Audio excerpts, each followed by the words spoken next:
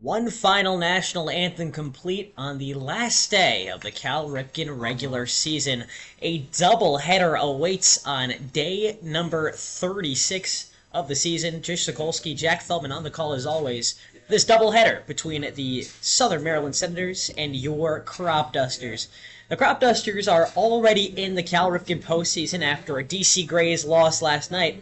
The Senators just need to win one of these next two games to sneak their way into the postseason. However, if they lose out, they're in a three-way tie if all things go wrong in that South Division. It's a game that the Senators need just a little bit more than the Cropdusters. Yeah, it's just one final tune-up for the Cropdusters, getting ready for the postseason, getting everybody comfortable. They're putting out a really good lineup in the first game. Second game, we'll see what they do, but it should be fun. It's only going to be 7 innings today. 7 innings times 2. 14 total innings. That's why we're starting a little early today. The second game will be at 7 o'clock, so you're not going to want to miss that one. Cropdusters need to win out to break 500 and end the regular season at 18-18. If they lose one today, then they will be under 500 after last season winning 22 games.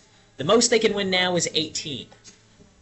Mark Loubier starts for the Senators today. The righty from FAU is pitching to the Creighton catcher, Nate McHugh. At first base is Ian Kennedy for the Senators. At second, Ty Smolinski, the Kansas State second baseman. At shortstop is Silas Boris. And at third base from Frostburg State, the only Division II prospect in the Senators roster, Mikey Guy. In the outfield, from left to right, is Nathan Brewer, the All-Star. In center field is Logan Tribble. And in right field, the Cal Ripken's home run leader, Carter Groen, tied with Andrew Williamson on the big train with 9 jacks this season. You said it, Jack. You mentioned it a little earlier. This Cropdusters batting lineup might be the best we've seen all season long. It starts off with a man that has started it off almost all season long, Carter Hines playing shortstop. We talked to Coach Evans before the game, and he said that this team goes where Carter Hines goes. Absolutely. He's a rock at that top of the lineup, and when he's had his multi-hit games, he's been all over the place. That's really the games that Cropdusters' offense has ignited. The one aspect of his game that the coaches are trying to develop this summer is his vocal leadership. They say when he gets on, when he makes a comment, when he lightens up, that just means a little more to some of the other players. When he cheers pitchers up after bad outings or cheers batters up after bad outings, it means a little bit more coming from a guy who doesn't talk too much. So he steps into the righty batter's box against the righty Loubier to start off Game 1. Only 7 innings in this one. Middle infield back, corner infield in. First pitch is too high for ball 1. The Cropdusters have seen Loubier before. He went 2 innings, 2 earned runs in the previous start. That was the 10-0 loss that the Senators suffered at the Cropdusters' home field. They've won the other 2 games these two teams have played. 1-0. Pitch inside for ball 2, and there's a reason why there's a doubleheader today. This was a makeup game from June 26th that was supposed to be made up on July 10th, which then got rained out again, and now is being made up today on the last possible day that we could make it up. 2-0. Swinging a foul ball, Carter Hines collects his first strike. Just excited to see the playoff format schedule come out, see what teams are playing what. That's who the Cropdusters are playing for right now. If they win both games today, they will more than likely play at this venue again on Saturday. But if they lose both games, they'll have to play Big Train. 2-1. Hines takes it high and in. Ball 3, now a 3-1 count, in the top of this scoreless first inning. Cropdusters batting, Senators on defense. Loubier takes a few steps and delivers the 3-1. High and in, ball 4. Carter Hines gets on. That's what you need him to do at the top of the lineup, just working at bat, and something he's done all season long. Carter Hines collects his 16th walk of the year. He leads the Cropdusters in hits and at-bats. He'll more than likely be in that leadoff spot in the playoffs as well. Now it's Bryce Herb, his Shippensburg teammate, up to bat in the righty box. 1 runner on and no outs in the top of the first. The left fielder today takes the first pitch inside for ball 1. Loubier's command of the zone has lacked in the early goings. 1-0 the count, one runner at first base, that's Carter Hines. Still no outs on the top of this scoreless first. Throw back to first, nada. Carter Hines slides head first and safe back in the bag. It's been a long time since the Cropdusters have actually played a game at Regency. First game of the season. They're playing here on the last day and the first day of the season. A doubleheader at this ballpark. 1-0. Swing and a high fly ball to shallow left. Boris, the shortstop, calls off Guy at the third base line and puts the ball in his glove for out number 1.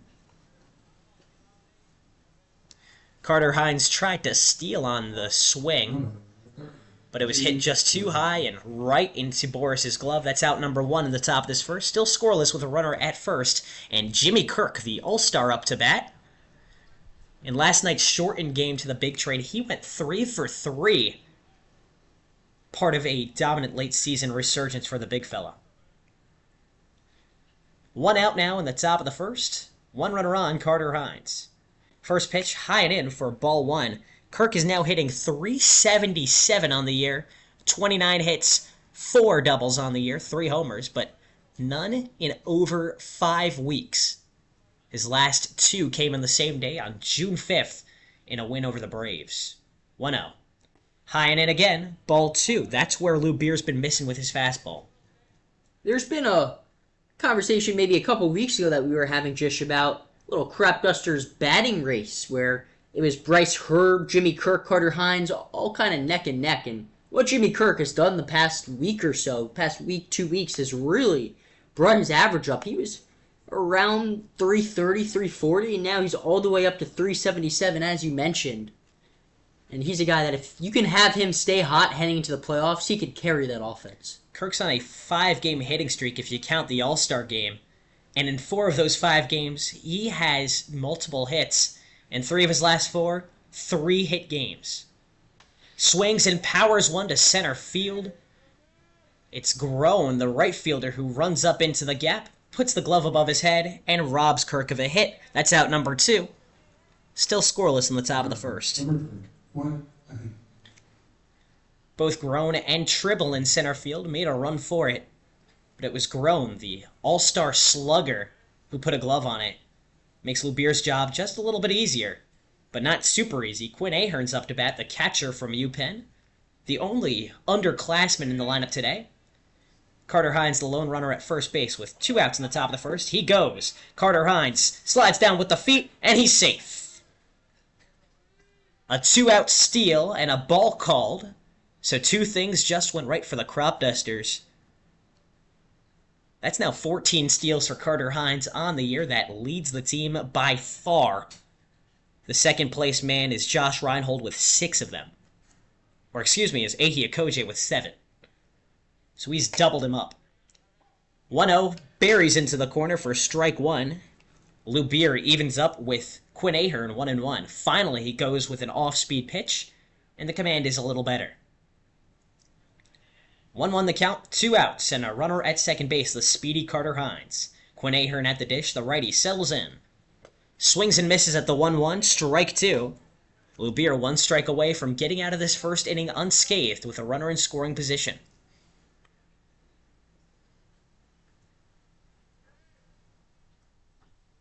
Loubier settles in.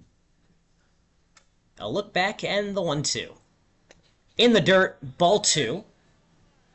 An uncompetitive pitch. Quinn Ahern evens it up with a ballerina count. 2-2. Really nice block by McHugh to keep Carter Hines at second. McHugh, the all-star catcher, proven why, not just with his bat, but with his defensive prowess. 2-2. 2 outs. Loubier still down to his final strike if he can muster it. A look back in the delivery. High and in, full count. 3 balls, 2 strikes for Quinn Ahern, 2 outs still. In the top of this first, no score yet. Carter Hines would represent the first run if Ahern could put one in play. Loubier takes a look back and delivers. Called strike 3 right down the middle. A looking strikeout, his first of the day. And that brings the Senators up to bat for the first time with a 0-0 tie. We're done with the first half of the first inning. Stay with us on YouTube for the bottom half of it. Jish Sokolsky, Jack Feldman on the call.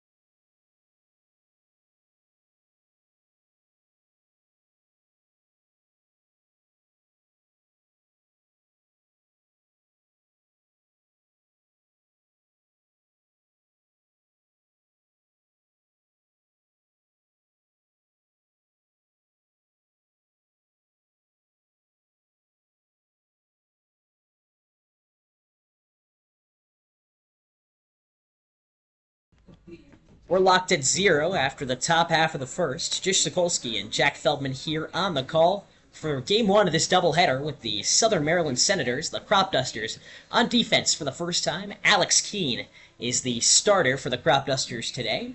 But the All-Star is not expected to go long today in the final day of the regular season. They want to save his arm for the playoffs. He might only go 1 or 2 innings today.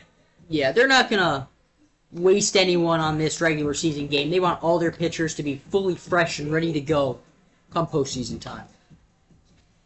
Kuehn, the All-Star, has played in 6 games, getting his 4th start of the season. An ERA of 4 flat, 14 strikeouts to just 6 walks. He's got a pretty good ratio in that department. He'll start off against the center fielder, Logan Tribble, for the Senators. He's hit .231 on the year, 15 hits and 65 at-bats. Only 11 walks with 18 strikeouts he'll have to get on to lead off the first. He plummets the first pitch he sees high in the air, but right into Swenda's glove for out number 1 on the first pitch. What do we call that, Jish? Economical, Jack. Economical. 1 pitch, 1 out for Alex Kuehn. The defense for the Cropdusters today, Quinn Ahern catching for Alex Kuehn. This is the Game 1 defense. Parker Fry stands at first base. Swenda at second. Carter Hines at shortstop with Josh Reinhold at third base for the second time this season. In the outfield, Ahia Koje in left. In center is Nick Lukac. And out in right field is, of course, Bryce Herb, the All-Star. Brewer chops one to Swenda at second on the second pitch, who tosses softly to first for out number 2. The Senators lineup hasn't had much success against the Cropdusters this year. They have a combined team batting average of 144 against the Dusters. They've only played them 3 times, and yet the Senators have beaten the Cropdusters twice. The last time they played, a 3-1 victory, one in which the Senators' bats really couldn't get going. Only 4 hits in that one, but one of them a solo home run. First pitch to Carter Groen, the home run leader, is a strike on the inside from Alex Kuehn. Groen from UConn swings and puts one into the outfield for a base hit. The first of the day for either side. Groen gets on. We don't have the TrackMan accessible to us today, Jish, but I'd be curious to know what the exit velo on that was. That was absolutely hammered to left field. There's not a play to be made for Reinhold, the third baseman, or Hines, the shortstop, to come in and make a snag. So now it brings up the cleanup hitter, Ian Kennedy, a first baseman from the University of Michigan. First pitch, a called strike right down the middle. Kuehn gets ahead yet again. 0-1 the count. Runner at first with 2 outs in the bottom of a scoreless first inning. Check swing, called ball on the low outside corner. Kennedy on the year, hitting .316. That's the 3rd best on Southern Maryland. 3 dingers as well. That is the 3rd most. He skies one foul for strike 2, so Kuehn 1 strike away from his first K of the day and from getting out of this first inning with no runs. Carter Groen takes a lead off of first base. He's got 10 snipes on the season. Keep an eye out there. 1-2, swing and a miss. Strike 3. Alex Kuehn dusted him. That's strikeout number 1 for the Cropdusters, and neither side scores through 1 inning. 4 batters up, 4 batters gone, with just 1 hit to speak of for the Senators. And now the Cropdusters get a second chance in the top of the second when we return. 0-0.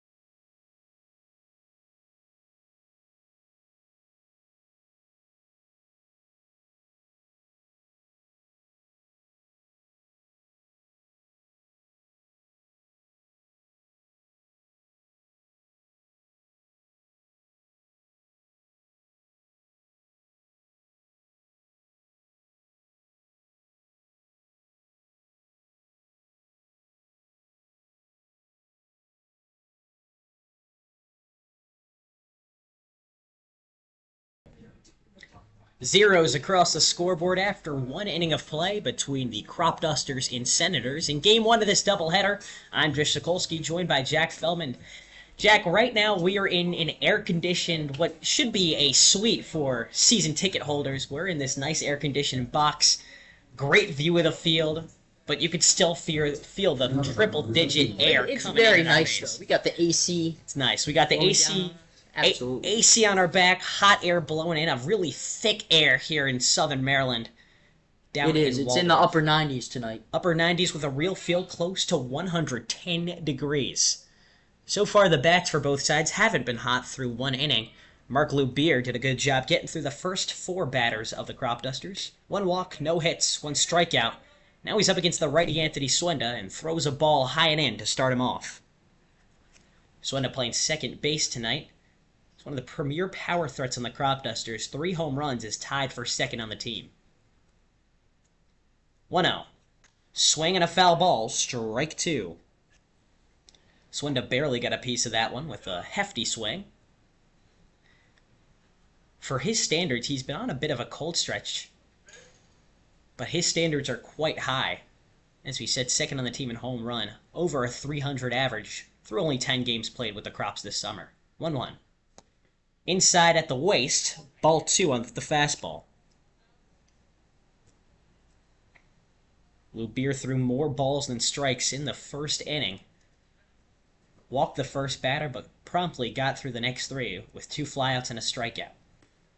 Throws another ball, high and into Swenda, ball 3.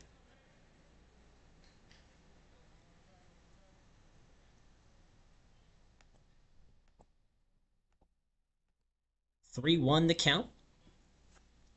Swenda was held hitless in yesterday's loss to the Big Train with a strikeout. 3-1.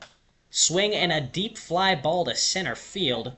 Tribble stares up at it, running to the left field gap, and puts the glove on it. Out number 1 of the second inning is on the board.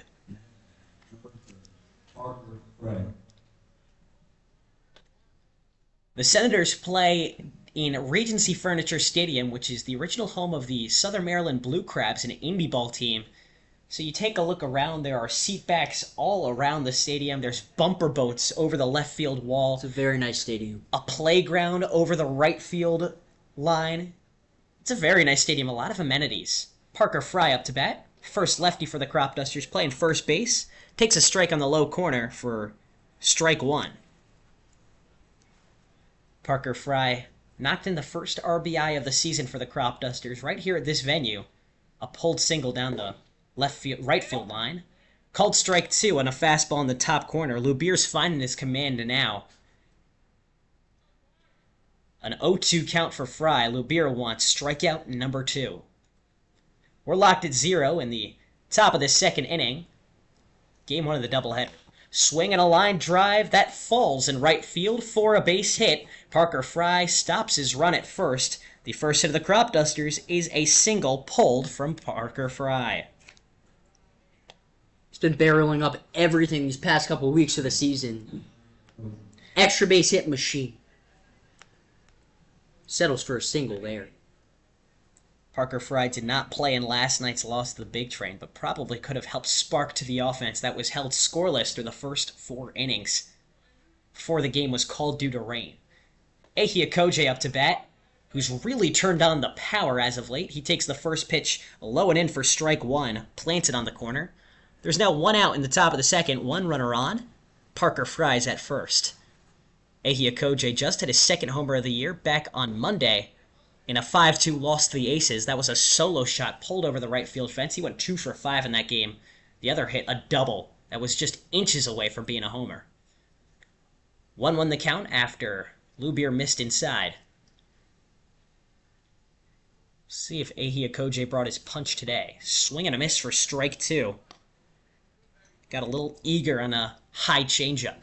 Koje started off the season really unlucky. He was hitting a lot of hard hit balls right at outfielders, and it's kind of luck has turned around the second half of the season.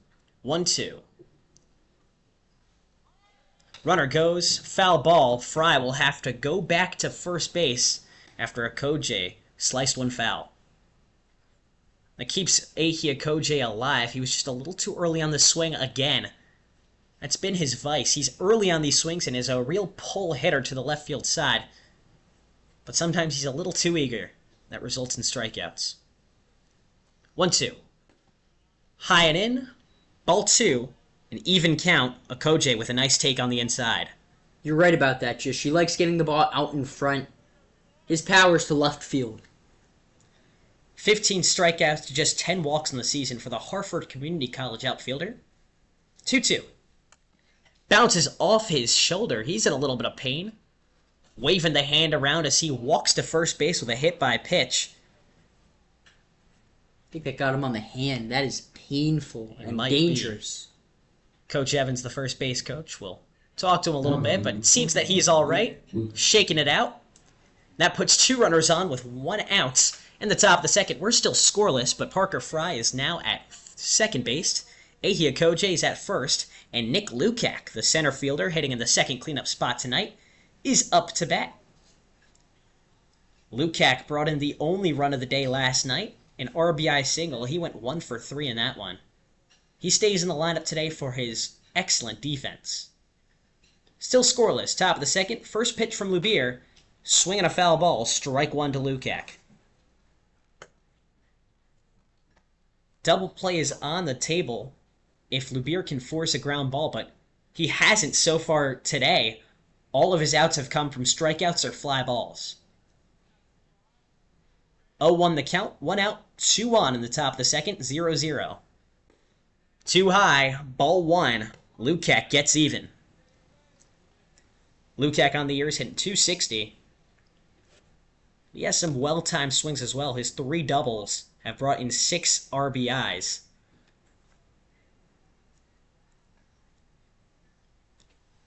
One, 2 runners on, 1 out. Swing and a deep fly ball to left field. That's going back at the wall, and it is out of here! Nick Lukac gets his first home run of the year on the last day of the regular season. That brings in 3. It is 3-0 Cropdusters in the top of the second.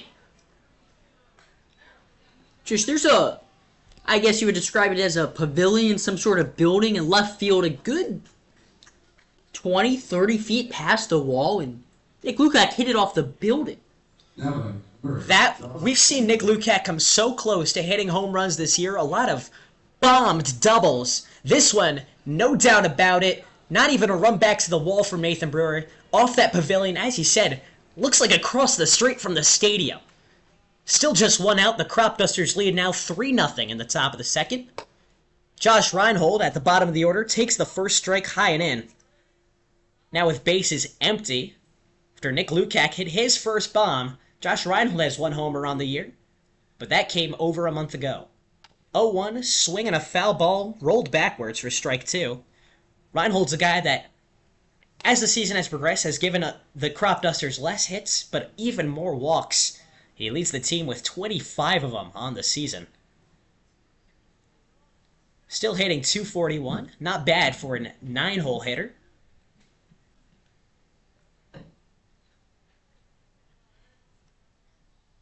Oh, to the count. 1 out, bases empty in the top of the second. The Crops lead 3-0. High and in, ball 1. Josh Reinhold in 12 at-bats against the Senators has 6 hits. That's pretty good, so maybe he's saving his best for the last day of the season. Started off the year with a 3-for-4 day here at this venue. 1-2, low and away for ball 2. That was half of his hits against the Senators. His last time against him, he had the only RBI in a 3-1 loss. Went 1-for-4 in that day with a strikeout. He was also plunked by a pitch. 2-2. Swing and a line drive to right. Carter Grown doesn't have to travel far. 2 steps towards the line and the squeeze. Out number 2 is on the board. That brings up the top of the order again. Carter Hines walked his last time up. That was just last inning. Loubier has to have a different strategy against him.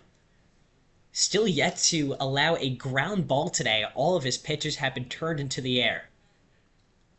2 outs with none on in the top of the second. The Cropdusters lead 3-0 thanks to a home run from Nick Lukac. Carter Hines takes the first pitch inside at the shoulders for ball 1. The righty Hines has played in all 3 games against the Senators, 2-for-14. As he puts one in the air, right into the glove of Smolinski, backing all the way up onto the outfield grass for out number 3.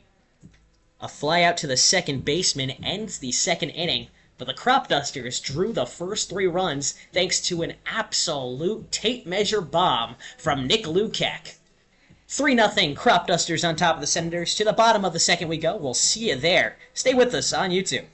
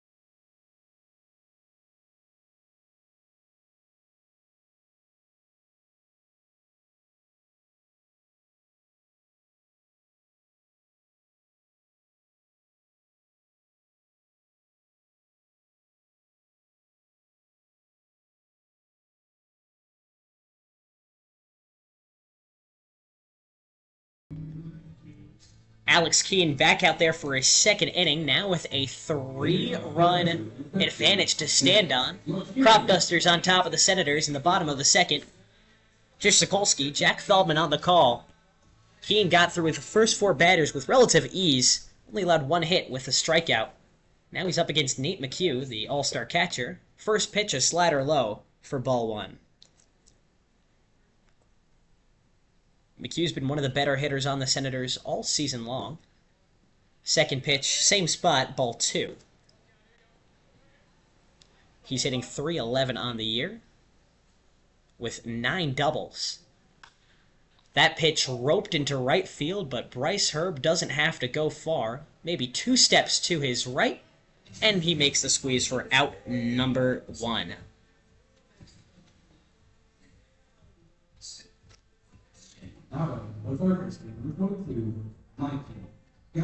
Now Mikey Guy, the third baseman from Frostburg State, up to bat. The only D2 prospect in the Senators, not just lineup, but their entire roster.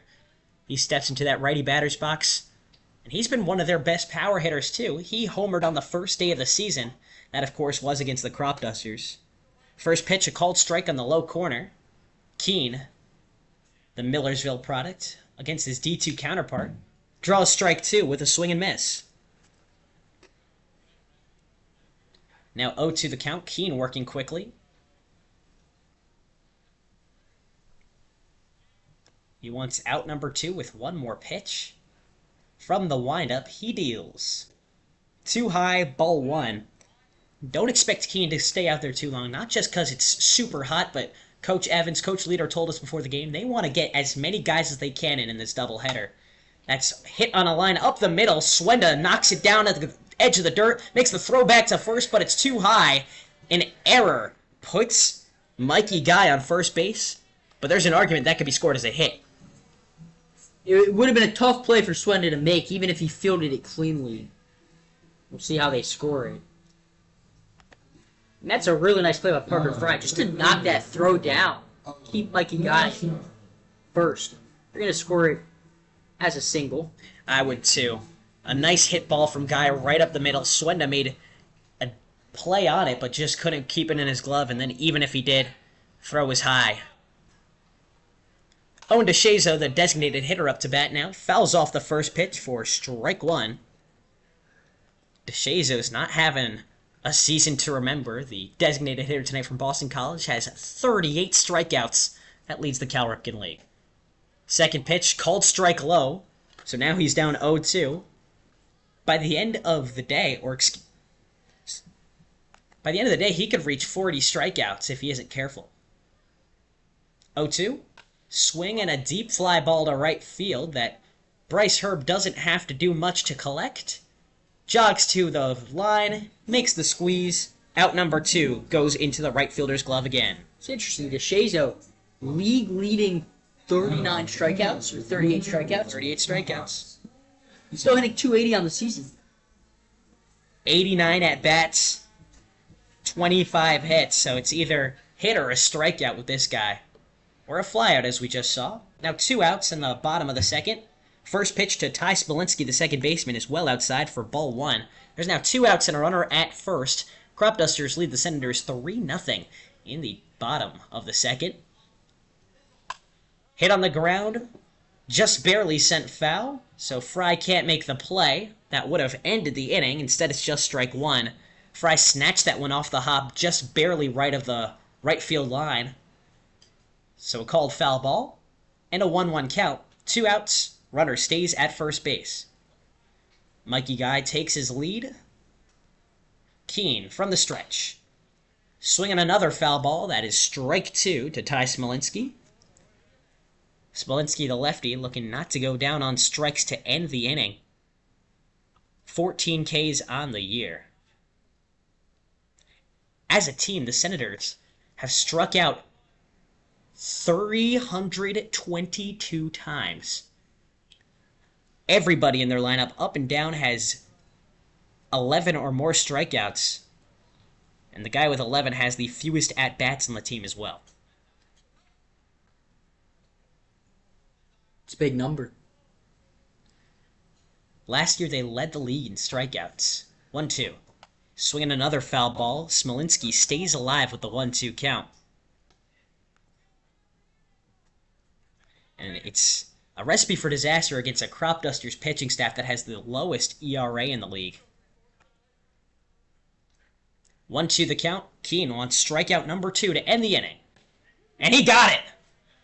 Throws Ty Smolinski on the low corner. That's strike 3 and out 3. Alex Kuehn keeps the lead at 3-0 for the Cropdusters. And we'll see you at the other side of this break. Top of the third on the way next. Jish, Sokolsky, Jack Feldman on the call.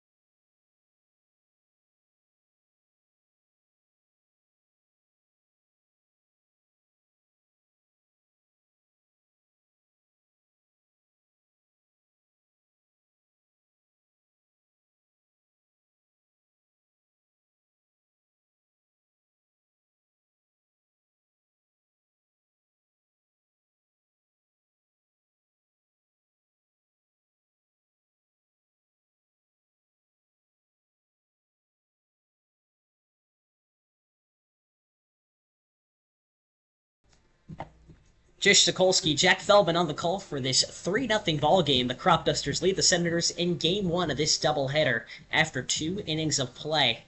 Mark Loubier stays out there for the Senators after giving up a 3-run shot in the last inning. Got out of it with 2 straight outs, so they like what they see. And the Senators really need this win, so they're going to keep this arm in as long as they can. The Senators only need to win one of these 2 games to clinch a spot in the playoffs. There is a scenario where they miss, even though they sit at second in the South Division as we speak. And if I'm the Senators head coach, I'm saying get the first one. Get the first one, and in the second game you can rotate pitchers. The first one this inning is Bryce Herb, who takes a ball high and in for ball 1. He's 0 for 1 in the day with a fly out to the shortstop his last time up. If they don't get the first one, then that's a huge second game for them. The Cropdusters lineup is going to be a little bit more loosey-goosey in that one. They're going to go with a lot more pinch hitters in it. Ball 2 misses high and away. Everybody's going to play today. It's extremely hot. Don't want anyone to get too fatigued. And on the last day of the season, everyone deserves some closure. They don't want to end on maybe a bad performance. They get one more shot to end on a high note. 2-0 is blasted to right field, where Smolinski, the second baseman, called off by Groen, running up towards the dirt, and he puts a glove on it, out number 1. A lot of shallow pop-ups to right field to start things off. From our vantage point, Jish, it looks like anything hit to right field is a tank.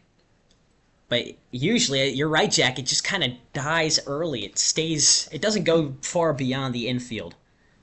So Carter Groen puts the glove on it.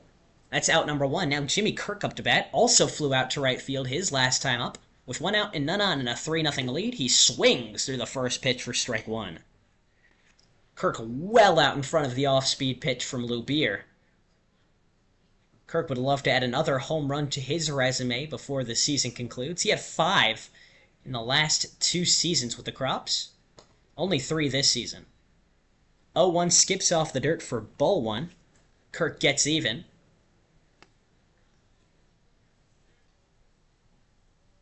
One the count. 1 out and none on. In the top of this third, Cropdusters lead 3-0.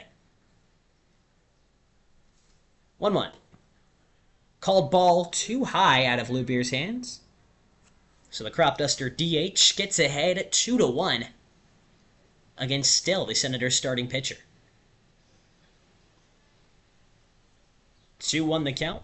Loubier kicks and deals. Swing and a fly ball to deep center field. Tribble runs back a few paces and puts the glove on it. Another fly out for out number 2. Kirk now 0 for 2 on the day with that swing. And Anthony Quinn Ahern up to bat. The only member of the Cropdusters to strike out today. This is a very important game for the Senators, and Mark Loubier is the pitcher they trust, and for good reason. He started in 7 prior games, a 4.15 ERA and 30 innings pitched. First pitch to Ahern, high and in for ball 1. Sure, he had that one bad outing against the Cropdusters last time he played him, and right now it's not going good for him so far, but he's been one of the more solid, less noisy pitchers. 1-0. Swing and a high fly ball that's not going to leave the infield. McHugh, the catcher, stares up and puts the wide glove on it for out number 3. Catcher to catcher. That's a 1-2-3 inning. Loubier responds to give it up his first 3 runs with a 1-2-3 to keep the deficit where it is, and the Cropdusters are already going to a new arm for the bottom of this third. They lead 3-0 over the Senators. I'm Jish Sokolsky with Jack Feldman. Keep hanging with us on YouTube.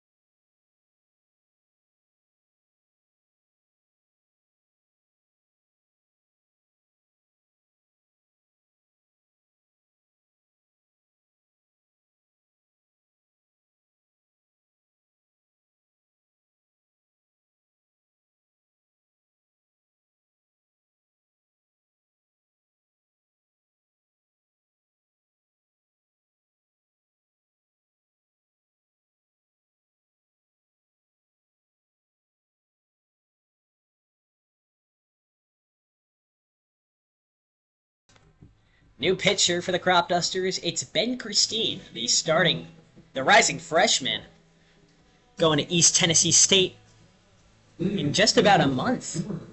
Cropdusters lead the Senators 3-0. In the bottom of the third inning, the Senators look to draw first blood against the fresh-faced pitcher. Alex Kuehn went through 2 innings, only allowed 2 hits, with 2 strikeouts and no earned runs, no walks either. That's what Alex Kuehn has specialized in all season long. First pitch from Christine is high and in, and grazes Silas Boris's chin for a hit-by-pitch to start it off. That's been Christine's issue all year. Christine's fastball, when it's on, can tick up to 88, 89, but when it comes to command, it's just been a little bit of rough sledding for the rising freshman. It brings up the top of the order again. Logan Tribble gets his second go-around after popping out his last time up. Christine on the year has an ERA of 4.50, but the command lacks again to start off Logan Tribble a ball low. The stuff has been there for him. It's really just been a question of whether he can locate it. This is Christine's 7th game of the year. He's pitched 12 innings.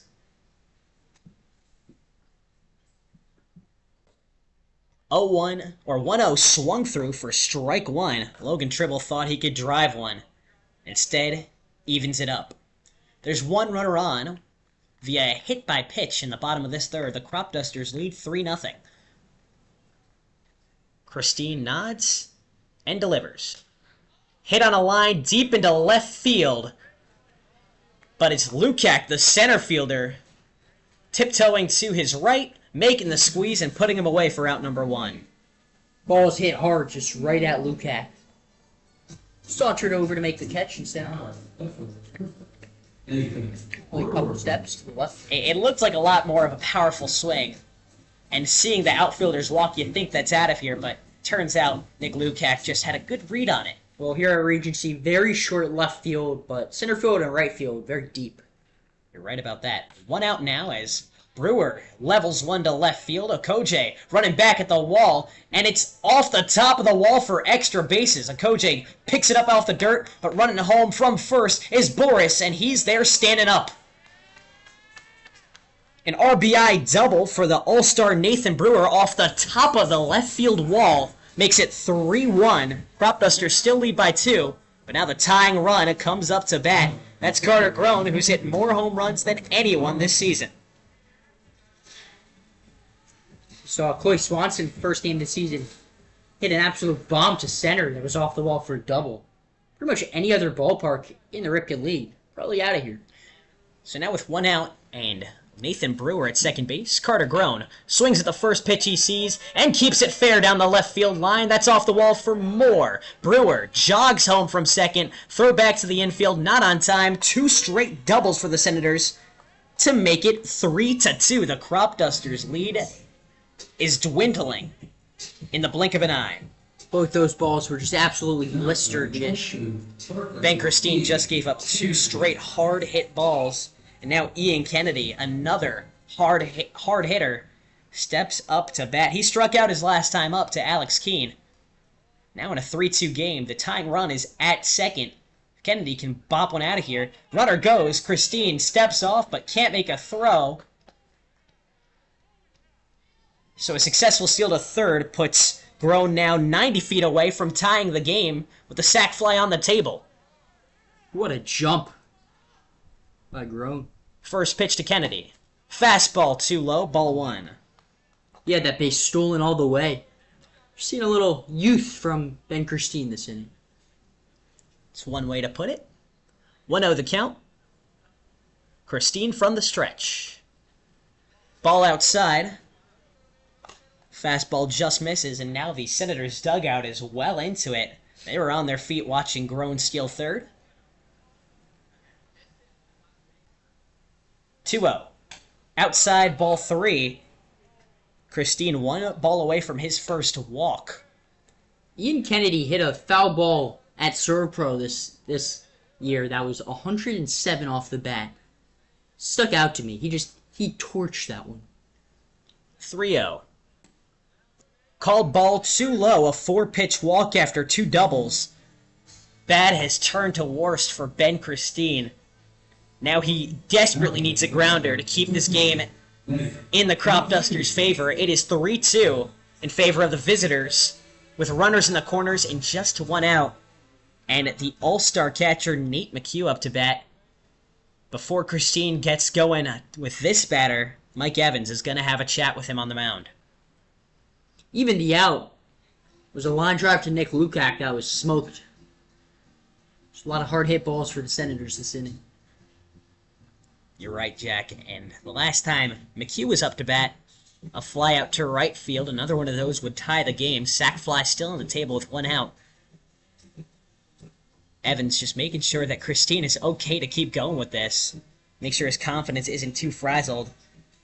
3 straight hard hit balls, 2 doubles, a walk, a hit by pitch have highlighted Christine's inning. He now needs one of those weak grounders to get out of it. Cropdusters turned a double play to end an inning last night.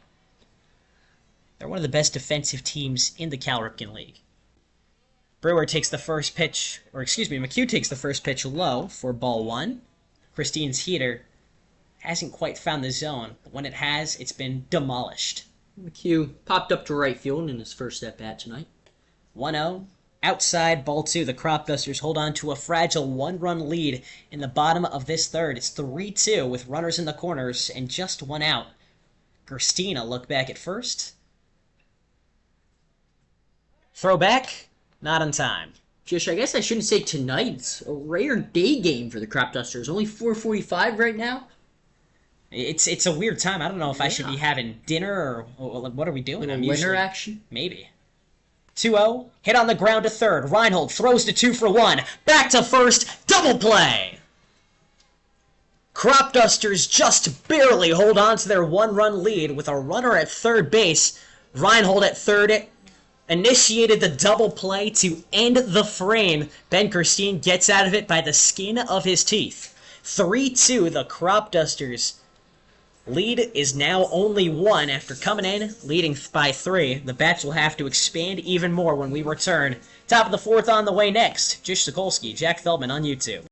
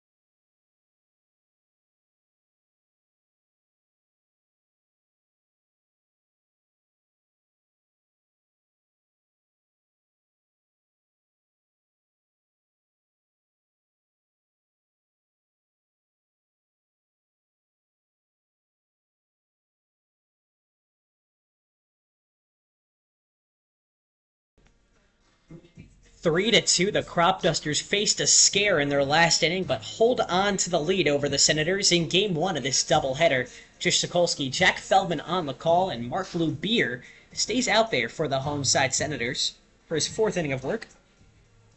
And why not? After a troublesome second inning in which he allowed 3 runs and a home run, he went 1-2-3, putting away 2 All-Stars in the 2 and 3 spot for the Cropdusters with ease. But leading off the 4th inning is the same one who led off that second inning, Anthony Swenda. The second baseman tonight is 0 for 1, but hit a hard ball to center field. Surely he's still got some power left. Just no holes in this Cropdusters lineup tonight. Relentless. 1 through 9. They're going to have to give some more bat support with only a 1-run lead.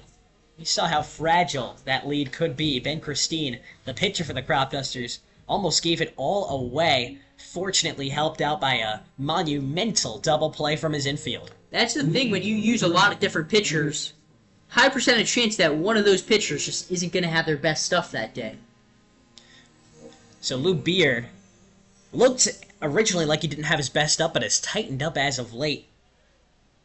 Now looks for another productive inning. In the top of this fourth, the Crops lead 3-2. Anthony Swenda, the righty from LSU Shreveport, to lead off. First pitch is off his shoulder, hit by pitch for the second time today.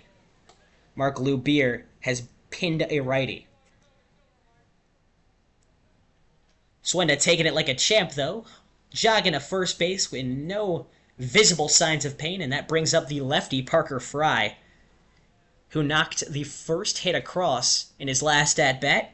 He came all the way around to score back in the second inning. Fry, the East Stroudsburg first baseman, stares at the first pitch, a strike on the top corner. Parker Fry, first game of the season here, hit about 3 balls, about as hard as you can, just right at the warning track in right field. Deep right field at Regency. Throw back to first, almost got Swenda, but the first baseman Kennedy dropped the ball. Swenda was asleep at the wheel. A lucky break for the only runner on with no outs in the top of this fourth inning. Crops lead by 1. Need any run they can get. 0-1. Swing and a deep fly ball into the gap in center left that falls right into the glove of Tribble, who finishes a long run with out number 1. Your coach leader, you have to love the swings that Parker Fry is giving you right now. He's hitting everything he sees hard. Exactly what you want heading into playoff time. First one was pulled to right field. That second one blasted to opposite field. It's good to see he's got command of all fields this late in the season. 1 out, 1 on. Crops lead 3-2. Ahia Kojay up to bat. Throw back to first. Nada. Anthony Swenda is safe standing up. Kojay was blasted in the hand in his last time up. He was down to his final strike when that happened. First pitch. High and in. Dangerously close to beating him again for ball 1. Kojay's been hit by 6 pitches this season. Now 7. That is the most on the Cropdusters. 1-0, 1 out, 1 on. Low, but a called strike 1 on the bottom corner, painted by Mark Loubier. Loubier has just gotten better as this game has gone on. The hit by pitch was the one blemish in his last 2 innings. 1-1. Runner goes. Swing and a foul ball. Swenda has to walk back to second, and Kojay's down to his final strike again.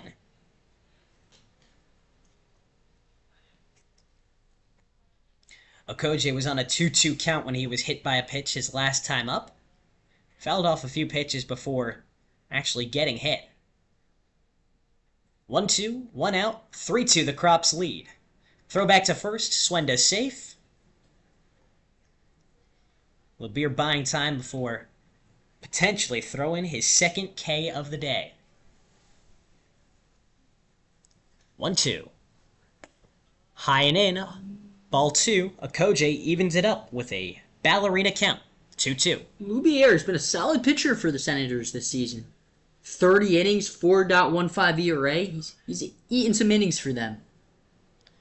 He was supposed to play in both of the last games against the Cropdusters that were rained out. They trust him against this side. 2-2, swing and a miss. Strike 3. Kojay sent packing with a swing of the bat, and Mark Loubier has 2 strikeouts. Now with 2 outs, Nick Lukac steps up for his second at-bat of the day. Blasted his first home run of the season out of the park his last time up, back in the second inning. He's got Swenda at first and a 3-2 lead. So far, he's brought in all 3 runs for the Cropdusters. Now with 2 outs, they'll need him again. First pitch, runner goes. Swenda runs, slides feet first, and he is safe. Throw from McHugh was offline. That puts him in scoring position with 2 outs. And a ball called to Lukac back at the plate. Throw may have beaten Swenda to the bag. Swenda did a great job getting around the tag. It was just a little bit too far to the right. Took Smolinski off the base a little bit. So he would have had to make a miraculous play to catch it and get Swenda as he was running by simultaneously. Wasn't going to happen. 1-0 is the count, with 2 outs in the top of this fourth. Crops lead 3-2. 1-0. Check swing on a pitch low, ball 2.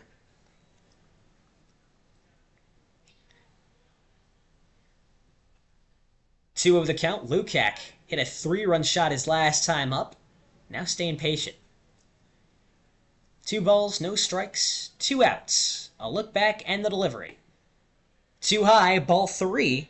Loubier pitching around Nick Lukac after giving up a tape measure shot to left field his last time up. It's only the top of the fourth, Jish, but we're only playing 7 innings today, so you got to really think of it from a coaching strategy standpoint as the top of the 7th. 3-2 the score. 3-0 the count. Swing and a miss. Strike 1. Lukac way too early on the off-speed. It'd be a big insurance run for the Cropdusters. Lukac has that big one-handed swing that he brings the bat all the way around, almost touches the umpire behind the plate. 3-1, runner at second, 2 outs. High, ball 4. The off-speed puts Nick Lukac at first base with 2 outs. A home run and a walk, not too shabby for Nick Lukac through 2 plate appearances, and now there is a meeting between the infield, Mark Loubier, and his catcher. This could be his day after throwing his second walk of the day.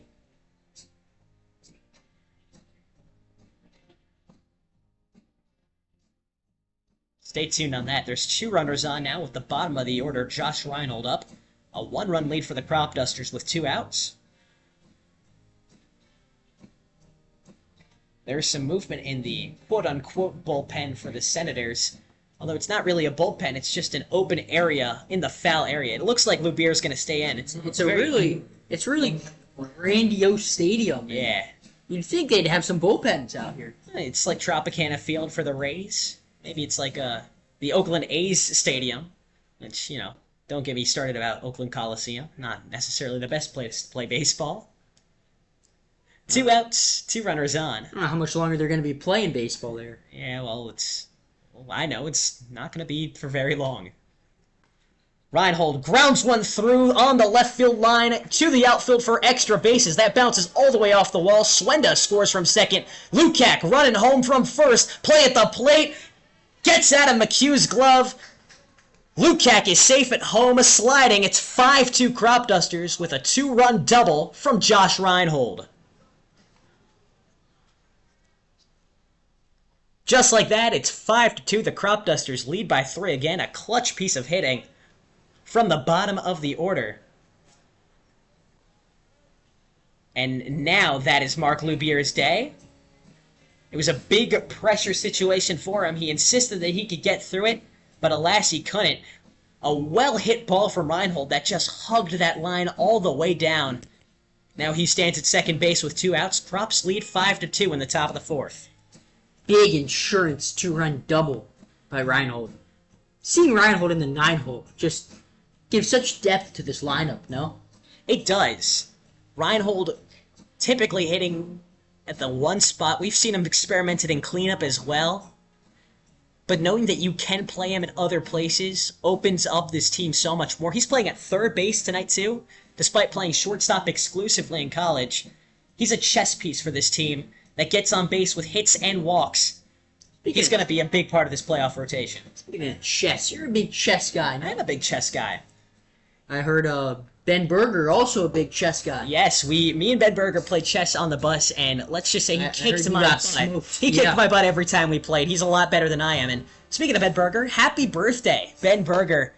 He's not here in Regency Stadium today. I'm sure he's out enjoying himself, but well-deserved birthday celebration. He pitched last night. He pitched well. He only got 3 pitches in warm-up before coming in and getting 3 straight outs against the big train.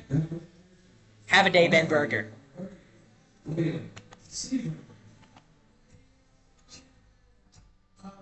New pitcher in for the Senators. That is number 38, Waylon Sebrin, the senior from the University of Memphis. Originally from Puckett, Mississippi. He transferred from JUCO and didn't play a lot this last season at Memphis. Only 1 2/3 inning pitched and both of his appearances were in blowouts. It's a great name for a town. Puckett, Mississippi. It just sounds like one of those blue-collar It sounds like a southern town, absolutely. Waylon Sebring hasn't gotten a lot of run this summer either, but he's getting his 4th appearance in the last game of the year. He's only gone 4 innings, Jack. He's allowed 5 hits in that time with 4 walks, 2 earned runs, a 4.50 ERA for Waylon Sebring. He has to face the top of this Cropdusters lineup. Starts off with Carter Hines, 0 for 1 in the day, but walked his first time up. Waylon Sebring, a righty pitcher, relieving the righty Loubier, whose day is done after 3 2/3, 3 hits, 5 earned runs, 2 walks, and 2 strikeouts. There's a runner at second with 2 outs. In the top of the 4th, Hines chops one through the right side for his first hit of the day. Reinhold, with a head of steam, comes home from second, and he's safe standing up. 6-2 Cropdusters with an RBI single from Carter Hines. A lot of things you like to see heading into the playoffs. Carter Hines, another opposite field hit, something you'd love to see. He came into the day hitting .318, now gets his first knock of the afternoon. He'll be the lone player starting for the first and second game of the doubleheader, so keep an eye out for that. One of the leaders on this team with his play. Still 2 outs in the top of the 4th, 6-2 with 2 outs. 1 runner's on, that's Carter Hines. As Bryce Herb, the next batter, takes a strike high to go down 0-1. Hines now on a 8-game hit streak to end the season. 6-2, 1 on. 0-1 is too low. Throw back to first. Not on time. Kennedy, the first baseman, not in position to make the tag anyway. Herb takes a ball. It's 1-1. Herb, another guy with great stats against the Senators. 6 hits, hitting .600 against them in 3 games played this season. He was the first run of the season for the Cropdusters. Came in on a Coy Swanson double in the first game of the season at this venue versus the Senators. 1-1, a swing and a miss for strike 2. We were in the stands for that game, Jish. We were. It was a hot one that day. It was smoldering. That's a great verb. Thank you. Sebring, 1 strike away. Hit up the middle and through to the outfield for another hit. Hines runs all the way to third before stopping. Bryce Herb gets his first hit, a single, to keep this inning going with 2 outs. There are runners in the corners, and Jimmy Kirk up to bat. Just a laser up the middle for Bryce Herb. Waylon Sebring came in crunch time, has already allowed 2 hits on his first 2 batters, and it doesn't get easier with the all-star Jimmy Kirk up to bat. His first 3 batters faced this afternoon, 3 all-stars. It's a tough lane to come into, Jish. Absolutely. Even with, he's just 1 out away with runners in the corners. Check swing on a pitch low. Did he go? First base umpire says no. Ball 1. Kirk is 0 for 2 on the day. 2 flyouts. Still looking for that first home run in over a month. 3 of them on the year. Senators already getting some more action up in the bullpen. Runner goes. Herb, with a head of steam, slides down. Throw back to home where Carter Hines is sent packing. They tried the double steal. A delayed steal for Carter Hines, but the Senators infield read it all the way. Bryce Herb had a successful run to second, but Smolinski hosed Hines down back at the plate to put this inning on ice. 6-2, the Cropdusters score 3 more in the top of the 4th. The Senators had some success in the bottom of the 3rd, looks to carry that over in the bottom of the 4th. Stay with us here on YouTube. Jish Sokolsky, Jack Feldman on the call.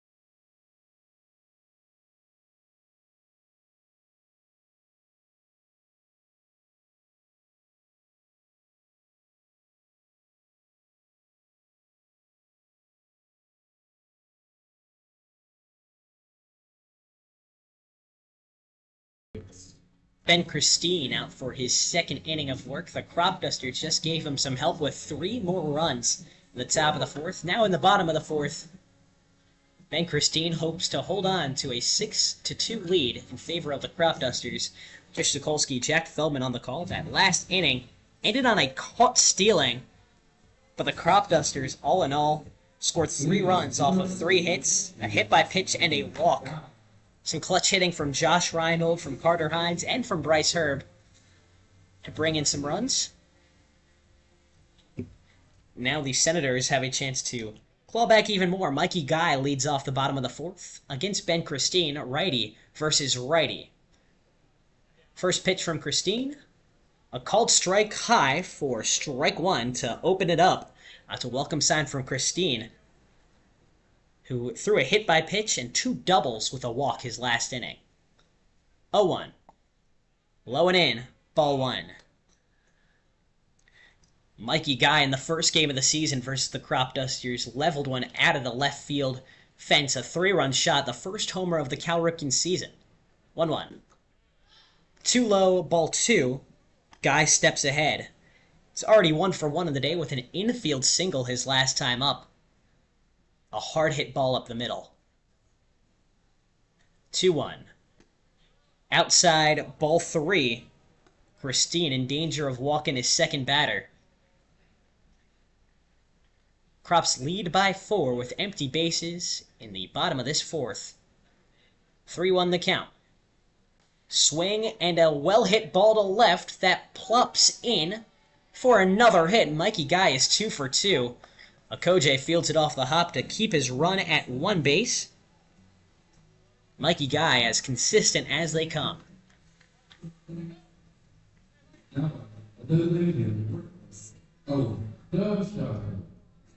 3 hits already allowed for Ben Christine. No outs gone through in his second inning yet. Only 1 full inning. Now Owen DeShazo up to bat. Designated hitter flew out his last time up. He leads the Cal Ripken League in strikeouts. First pitch is too high for ball 1. We'll see if Christine can collect his first strikeout against a man with 38 of them this season. Again, leading the Cal Ripken League in strikeouts, but I don't know if you can classify his season as bad. 280, 8 RBIs. He ropes one to center field. Lukac runs to the gap in right and puts a glove on it for out number 1. A hard hit ball destroyed from the Boston College designated hitter. So that's how the first out was scored. The Cropdusters managed a double play to end the last inning. We'll see if a similar fate is in order as Ty Smolinski steps up to bat. He struck out looking his last time up. That was to Alex Kuehn, the starter. Now we'll see how the lefty second baseman fares against the righty Christine with a runner at first and 1 out in the bottom of this 4th. Crops lead 6-2. First pitch outside, throwback to first, gets away from Fry, but no run will be made. Guy stays safe. Count travels to 1-0. That was a low throw from Ahern, and a good job.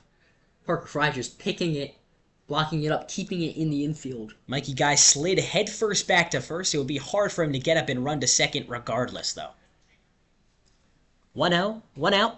Swing and a miss. Strike 1. Smolinski early on one of those patented Ben Christine two-seamers. Has a lot of horizontal break. That's what really gets into batters' heads. 1-1 the count. 1 out. Runner at first in the bottom of the 4th. Swing and a hard hit ball to left. Okoje lets it hop for a base hit. DeShazo stops his run at first. Guy advances to second. That's the second hit of this inning allowed by Ben Christine. Smoked off of Ty Smolinski's bat.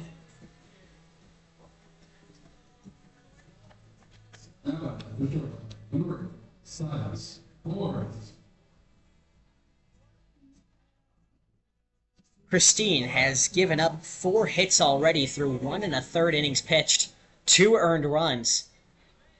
Still the double play available if he can force a grounder against Silas Boris, the first batter he faced. He plunked him with a pitch just last inning. First pitch demolished to right field. Parker Fry, the first baseman, runs into foul territory, but can't rob it from going foul. A strike called. We saw last time the Senators had a runner on second with Christine pitching. it was Carter Drone who got a great jump and stole third solely off of Christine. Actually forced a balk. Let's see if they decide to steal third again with Mikey Guy leading off a second. Guy at second, Smolinski at first. A double steal could take the double play off the table. Boris down 0-1. Christine delivers. Too low, ball one. Good block from Ahern to keep the runners where they are. Good take from Boris to even it up at 1-1. Cropdusters lead 6-2 over the Senators in Game 1 of this doubleheader. Bottom of the fourth with one out. Boris takes one low. It bounces away from Ahern. Runners advance into scoring position off the wild pitch. Guy at third. And Smolinski at second.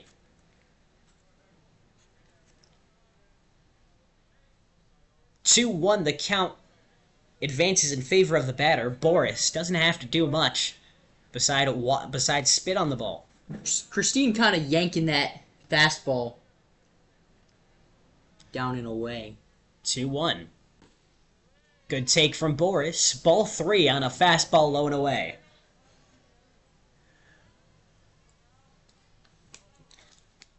One ball away from loading the bases with one out. Crops lead 6-2 with runners at second and third. Ball 4, fastball low and away. Boris gets on with a walk, and now the bases are loaded, setting the table for the top of the lineup beautifully. Now Quinn Ahern's going to talk to his reliever with the tying run. Logan Tribble stepping up to bat.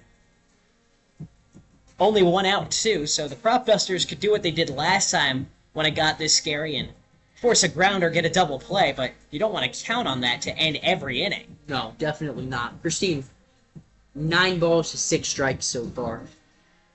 The others have been hits. Even a pop fly would score a run if it's hit deep enough.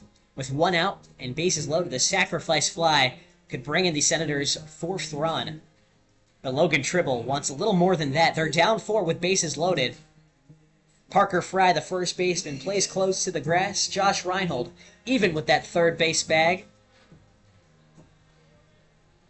Cropdusters ready if they do, in fact, face a ground ball. One out, bases loaded. Righty Christine versus righty Tribble. That's hit on the ground to short. Flip to second for one. Back to first. Another double play! With bases loaded, the defense comes up clutch again. Carter Hines, the shortstop, flips to Swenda for one. Back to Fry at first for 2. The Cropdusters stay in the driver's seat by 4 runs after 4 innings. We head into the top of the 5th with a Cropdusters lead of 6-2. Stay with us on YouTube. More clutch defending when we return.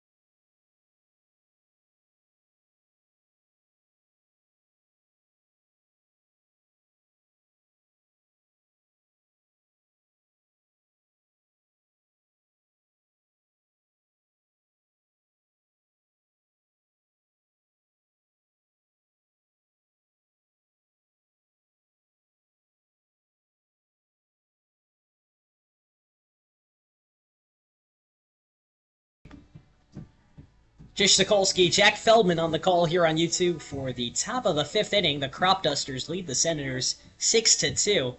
It's a new pitcher in for the Senators. Well, the same as the one who finished the last inning. It's still Waylon Severin from the University of Memphis.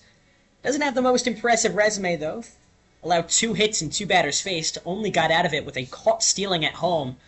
Cropdusters tried a little misdirection, but the Senators' infield was ready for it. A double steal. Bryce Herb stole second, but then the throw back to first where Carter Hines was hosed. So Jimmy Kirk leads off from his 3-hole spot in the top of this 5th. He takes the first pitch low and away for ball 1. Cropdusters just got a little greedy with a 4-run lead, but Jimmy Kirk can extend it even further. He leads off with a 4, 5, and 6 due up. 1-0 outside, ball 2. Jimmy Kirk doing a much better job this past week or so of laying off that low and outside slider. He's looking for his first hit today. 2-0. In the dirt, ball 3, so now he's 1 pitch away from his first walk. He went 3 for 3 in last night's game versus Big Train. 3 of his last 4 games have been 3-hit performances. 3-0. A good take low, but a cold strike on the corner to make it 3-1 for the leadoff Kirk.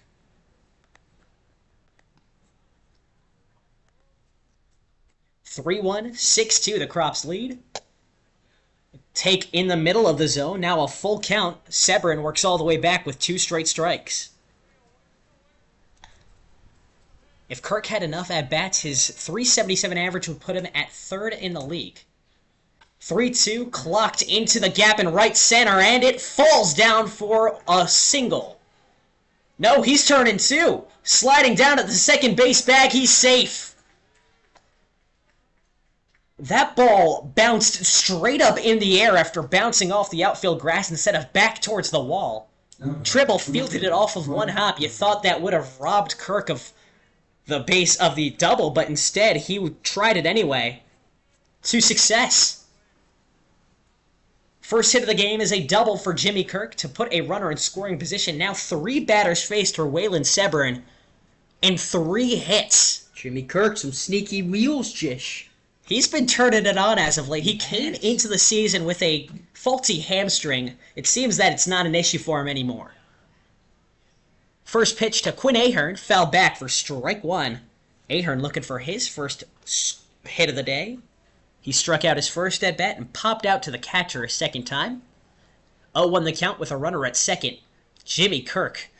No outs in the top of this 5th. The Crops lead 6-2. Severin deals to the UPenn catcher. 2 low, ball 1. Ahern doesn't have to move a muscle to get even.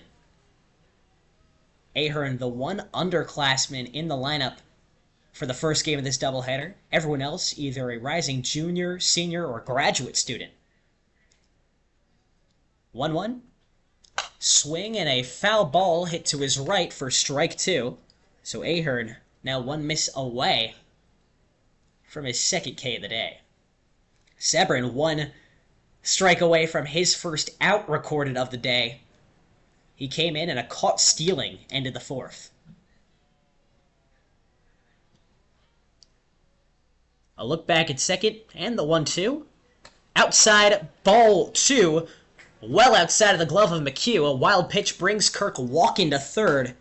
Now with no outs in the top of the 5th, a sacrifice fly could bring in the Cropdusters' 7th run.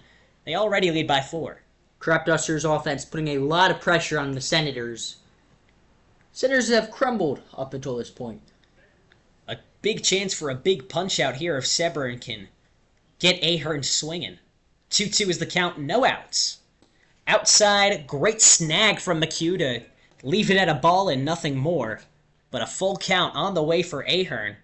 This is where Jimmy Kirk knocked his double his last time up. Senators look like a lot of action going on in the bullpen. 3-2.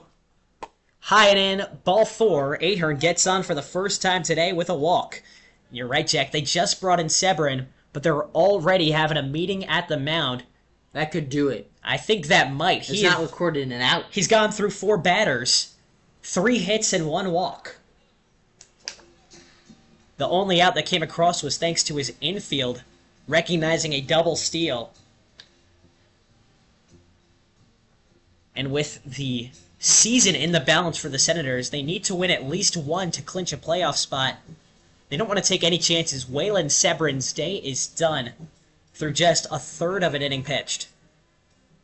Cropdusters lead 6-2 with runners in the corners and no outs in the top of the fifth. And a new reliever is on for the Senators, the third pitcher they're rocking with today. That is number 39, Alex Angelitis from Hartford University and Frederick, Maryland. He's played in a game against the Cropdusters and pitched quite admirably. Only 2 innings pitched, 1 hit, no walks, no runs, 2 Ks for the righty.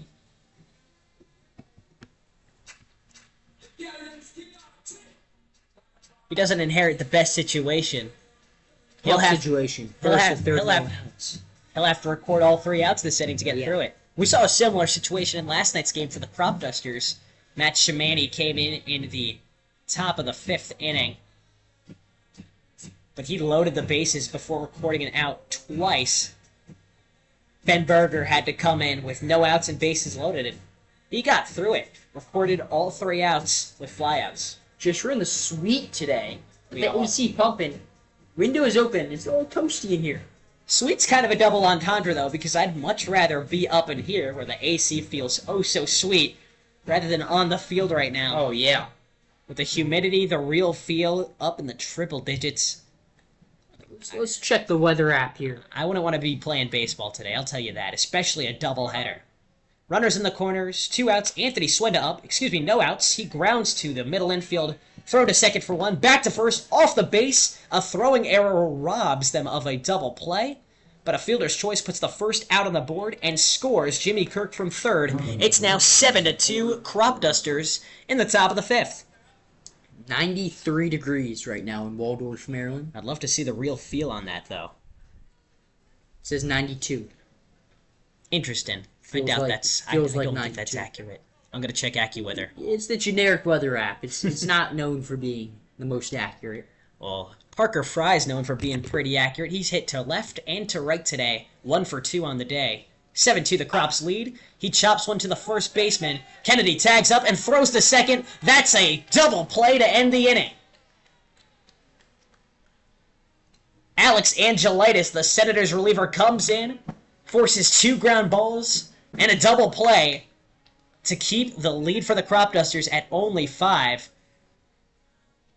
A well-timed double play from Ian Kennedy, the first baseman, to keep the Senators alive in this one. Bottom of the 5th, up next, Ben Christine, still in for the Cropdusters. We'll see how he fares when we return. For the bottom of the 5th next on YouTube, Jish Sokolsky, check Feldman on the call.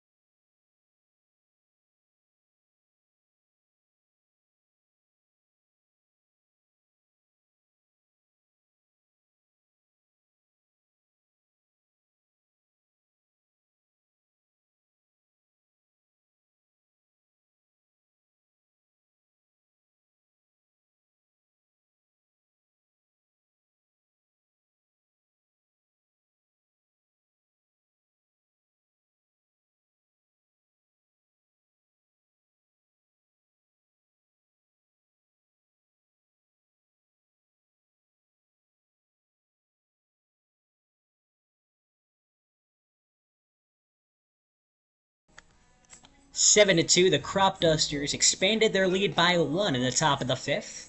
Now in the bottom of the 5th, Ben Christine looks to continue what's turned into a solid day for him. He's allowed the only 2 runs, but got out of the last 2 innings with double plays on ground balls. Very fortunate, the last one came with bases loaded.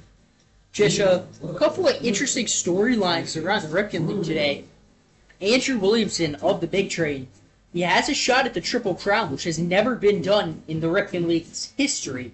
But he's going to need a big day. He leads the league in average, tied with homers, and trailing the RBI leader by 1. They play the DC Grays today. That's one that you might want to follow on Point Streak, but stay locked here for the bottom of the 5th. Nathan Brewer leads off, and he takes a strike low and away for a strike one from Ben Christine. And as we said earlier, Cropdusters already locked into the playoffs. The Senators need to win at least one of the two games to eliminate the Grays. If the Cropdusters sweep and the Grays win, then the Senators will finish as the 6th seed. That would mean that the Cropdusters would play tomorrow in D.C. No, so if the Grays win, then they're in. And Gotcha. if the Grays lose, then the Senators are the 6th seed. Gotcha. Okay. 1-1. Too low, ball 2. So the Senators can still get in with 2 losses and a Right, Grays loss. but that would mean the Cropdusters then play at Metro South County Yes. on Saturday. A lot of confusing tiebreaker scenarios. A lot on the line today. The 2-1 misses at the feet of Brewer for ball 3. After starting him off with a strike, he's thrown 3 straight balls, so Cropdusters still don't know where they're playing Saturday. They could play here, they could play in Virginia. A lot of possible options. They could play a big train if they lose both these games, but right now they're leading 7-2 in the bottom of the 5th of a 7-inning Game 1 of the doubleheader. So it wouldn't... The crazier things have happened, but it would take a lot for the Senators to force the Crops to play at Shirley Povich Field on Saturday. It would. Seems like the most likely outcome is the Senators get in and the Braves get in. The Braves just need to win today and they're in. That's all they need to win. Full count. Base is empty. They play the Thunderbolts today. Swing and a grounder. Hit to Swenda at second, who slides, fields, throws, not on time. Brewer beats it out with an infield single, his second hit of the day. Impressive play for Swenda, covering the middle of that infield. Sliding, but he just could not make the throw on time. A good run from Brewer. The Grays seem like the unlikely team to make the playoffs at this point. It's possible. Anything's possible. And the Thunderbolts, who the Braves play, have nothing left to play for. They've already been eliminated. First pitch to Carter Groen is inside for ball 1. He's got a runner at first in the bottom of this 5th with no outs. Now a 1-0 count for the other leading home run king in the Cal Ripken League with Andrew Williamson, both tied at 9. 1-0, throw back to first, not on time. Brewer is safe. Yeah, for the Grays to get in, they need to win tonight, they need the Braves to lose, and they need the Senators to lose both games here. So, unlikely. Very unlikely. 1-0. Way away from Quinn Ahern. Brewer walks to second on the wild pitch. That pitch was behind the head of the righty Groen. Brewer walks to second base. Now runners in scoring position with no outs in the bottom of this 5th. Crops lead by 5, but the command has just been offline from Christine today. Talked to him in the parking lot. He was excited to play, so you don't want to take him out. If someone wants to play on a day like today, especially when the Crops have already secured their playoff spot, let him go. 2-0, a slider low, ball 3. That is an interesting storyline with Williamson, though. I'm definitely going to be locked in on that big train game tonight. Chance for the Triple Crown. It's never been done before, and you've had guys in this league with Big Train, like Hunter Renfroe come through, Ty France, the Lows. There's been some major league talent. Not only major league talent, significant, major league talent.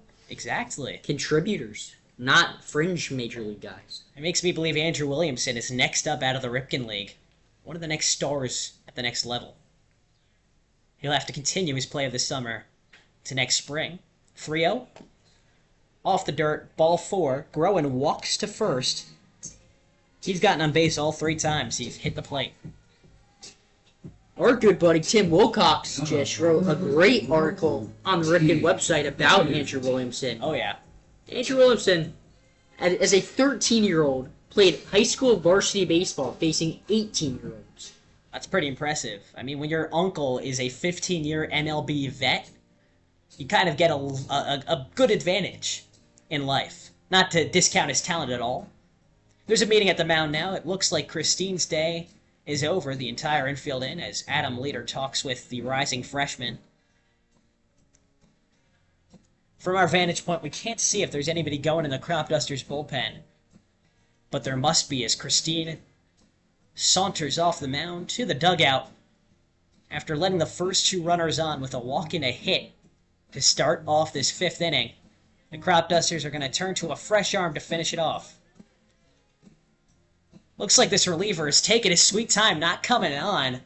Has to be beckoned on by Josh Reinhold and Quinn Ahern. Was just taking in the sights at Regency Park. There's a lot of sights, a ton of banners. There's a playground, bumper boats.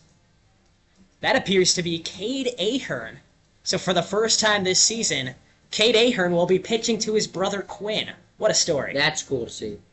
Cade Ahern joined the team late after starring in the MCBL as a two-way hitter and pitcher. He's committed to Lehigh, where it's unsure what his position will be there, if he'll be a PO or a fielder. But you can tell that the Aherns are brothers. They look exactly alike, Jack. Cade just maybe a little bit taller. Yeah, Cade's got Quinn in the height category, for sure.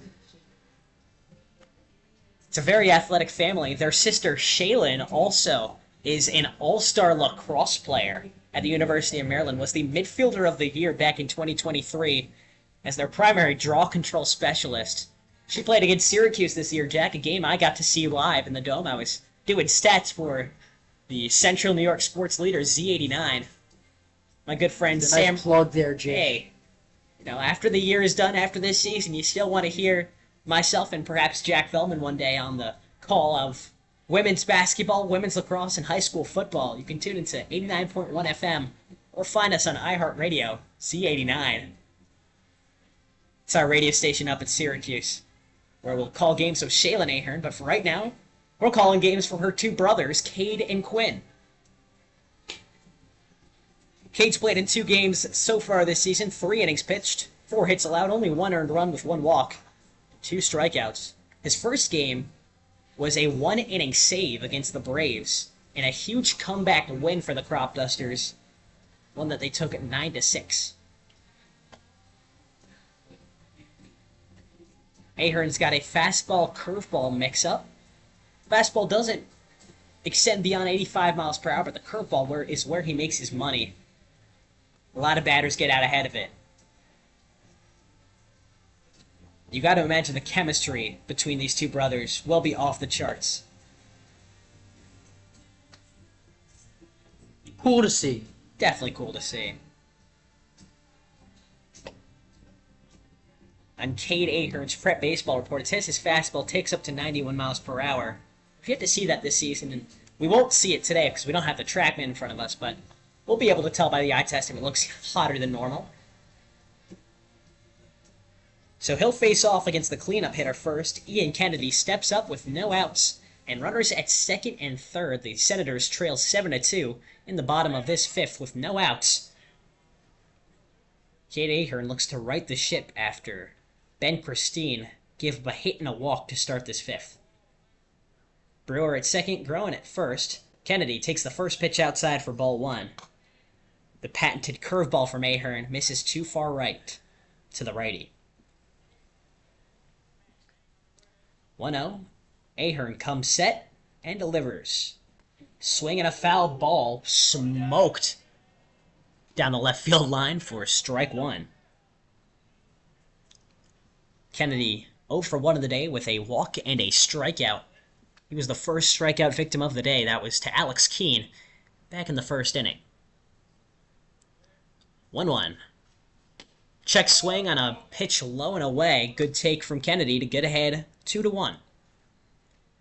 Kennedy on defense also turned a double play to end the 4th, or end the top of this 5th. A grounder hit right to him at first, where he tagged up and threw back to second. A high fly ball to left field off of Kennedy's bat. Okoje stares up on it, tiptoeing to the left field line. He makes the grab for out number 1. That keeps Brewer at second and Groen at first, now with 2 outs in the bottom of this 5th. Cropdusters lead 7-2. Nate McHugh up to bat now. He is 0 for 2 on the day. His last time up, a double play to end the 3rd inning. Now with 2 runners on and 1 out, he looks to avoid a similar fate. First pitch to him, called ball high with the curveball. McHugh gets ahead of Ahern, righty dealing to righty. Both Ahern brothers will be attending college in Pennsylvania this next fall. Maybe they'll go visit each other. That would be nice. 1-0. Ball 2. It would be wholesome. You know, me and my brother went to colleges on opposite coasts. I go to Syracuse. He went to Chapman University out in California. We never really had that privilege. Lehigh and UPenn, not too far apart. 2-0 the count. Runners at first and second. Both of them go. Ahern pops, throws to third, and he does not have him. The throw was on time. The tag appeared to be on time, but the umpire signals safe. I'm confused. Josh Reinhold snatched it, stood behind the bag. There's no interference. Jish, you know you don't like to harp on the umpire. He was out by a mile. Out by a mile. Put the glove on his foot well before sliding in, but a double steal is successful. Double plays off the table, and a 3-0 count for McHugh with 1 out in the 5th. He takes one outside. Ball 4. Bases are now loaded. Jish, if you ever get sick of the Syracuse weather, you can always take a flight to California. He's graduated at this point. I don't know where he's going to land. Yeah. He's currently up in Michigan. Might go to Ireland. Might go back to California. Who knows? I didn't have that privilege either. My brother goes to school in Canada. Ooh. Not actually. I don't have a brother. There's a lot of good schools in Canada, though. If you had a brother, send him that way. Bases loaded. First pitch outside to Mikey Guy for ball 1. Still just 1 out in the top of the 5th. Sack fly on the table, but the Cropdusters have already ended 2 innings with a double play. See if they can turn another. They ended the last one with a bases-loaded double play. Fastball high and in for ball 2. I feel like that's been one of our better bits this season. Me telling you information about my life. That's just not true. You're just a pathological liar, Jack. I don't know if I can trust you ever. 2-0. Called strike right down the middle. Mikey Guy collects his first strike. He's 2 for 2 on the day. 2 singles. Another one would bring in at least 1. It's 7-2 Cropdusters, but that can change with 1 swing. 1-1. Take high and away for ball 2. Ball 3, excuse me. Mikey Guy is 1 miss away from bringing in the Senators' 3rd run of the day. Bases loaded. 1 out. 3-1. Swing and a ball driven deep into right field. Herb settles under it, makes the squeeze and the throw back, but the tag up from Brewer scores him, and the ball gets away from Swenda. That'll score 2. Groen scores from second. A 2-run sac fly from Mikey Guy makes it 7-4 Cropdusters in the bottom of the 5th. Now with 2 outs to speak of. You don't see that often. A 2-run sac fly. It just seemingly bounced off of Swenda's glove on the throwback from Herb, who was trying to cut it off. Got well away from anybody, and with the ball in no man's land, Groen took advantage and scored the 4th run. Crops only lead by 3 now, with Owen DeShazo up to bat. 1 on, 2 outs. First pitch low, ball 1. Ahern now with a fly out, a sac fly, and a walk. Still yet to allow his first hit. 1-0. Called strike on the low corner. The curveball beats DeShazo looking. DeShazo is 0 for 2 on the day with 2 flyouts, but leads the Cal Ripken League with 38 strikeouts. 1-1. Gets away from Ahern, who can't find the ball. A wild pitch puts Nate McHugh on second base. Ahern spiked one. His brother could not locate it. And now more chess pieces move around the board with 2 outs. 2-1 the count. The pitch from Ahern. Swinging a foul ball. DeShazo evens it up at a ballerina count. 2-2. Ahern looks for his first strikeout. The Cropdusters first since the 2nd inning with this next pitch.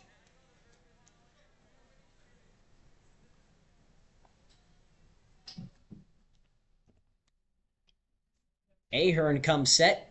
2-2. Outside, ball 3, a full count with the inning on the line. Owen DeShazo wants his first walk. Cade Ahern wants his first strikeout. There's a runner at second base with 2 outs. 7-4 the Crops lead. 3-2. It's lined up the middle. Swenda steps over and makes the play for out number 3. 2 more score for the Senators. And now the Cropdusters take a 3-run lead to the top of the 6th. 7-4 your score. We'll return after a short break. Stay with us on YouTube. Jish Sokolsky and Jack Feldman on the call.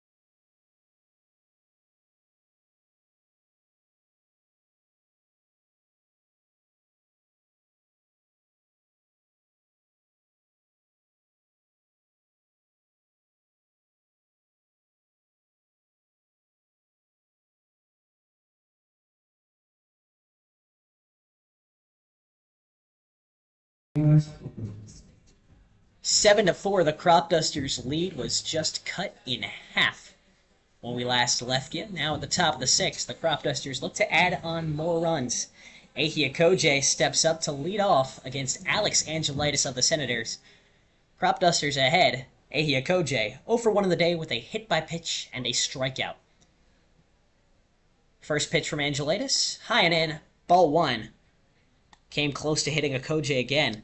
Angelitis came in the last inning with no outs and forced a fielder's choice and a double play to get out of it.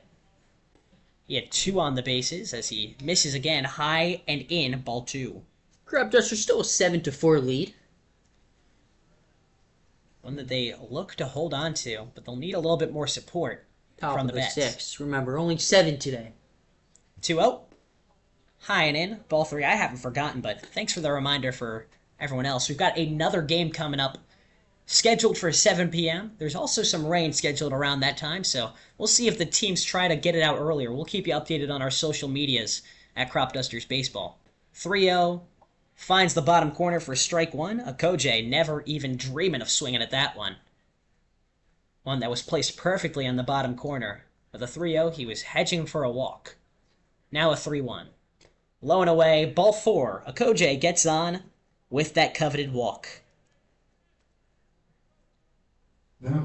Cropdusters up 7-4 in the top of the 6th in a 7-inning game. Nick Lukac steps up to bat now. He got the party started with a 3-run shot in his first at-bat in the 2nd inning. His first homer of the year. Angelitis tries a Koje at second, or at first. To no avail. Koje is safe. He's the 2nd leading stealer on the team with 7 swipes. First pitch to Lukac is inside for ball 1. Lukac is 1 for 1 with that 3-run homer and a walk. He starts off where he left off, a ball. 1 runner on, 7-4 the Crops lead. No outs in the top of the 6th, 1-0. Called strike on the lower portion of the zone. Lukac takes and evens at 1-1. Alex Angelaitis, the righty, gave the Cropdusters trouble the last time he played him. Okoje goes from first. He slides down, but the tag is on time.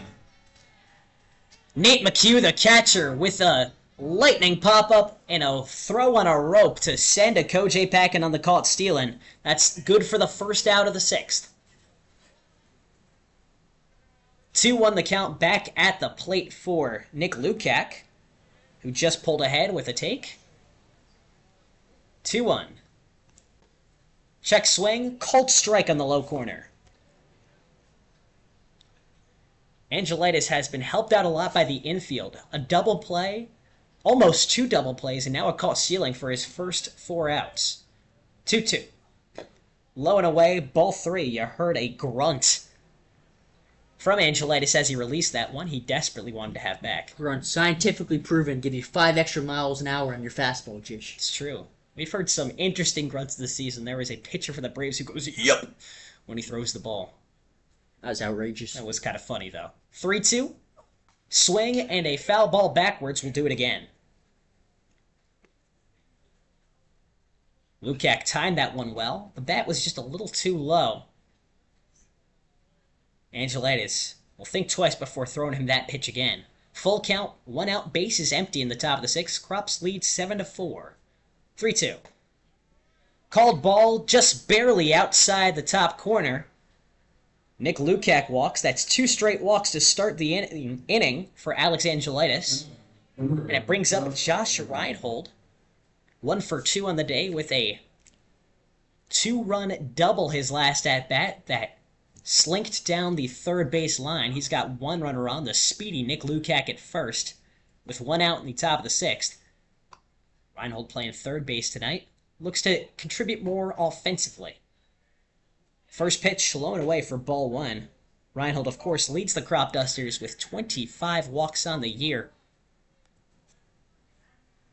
Some great production from the bottom of the order.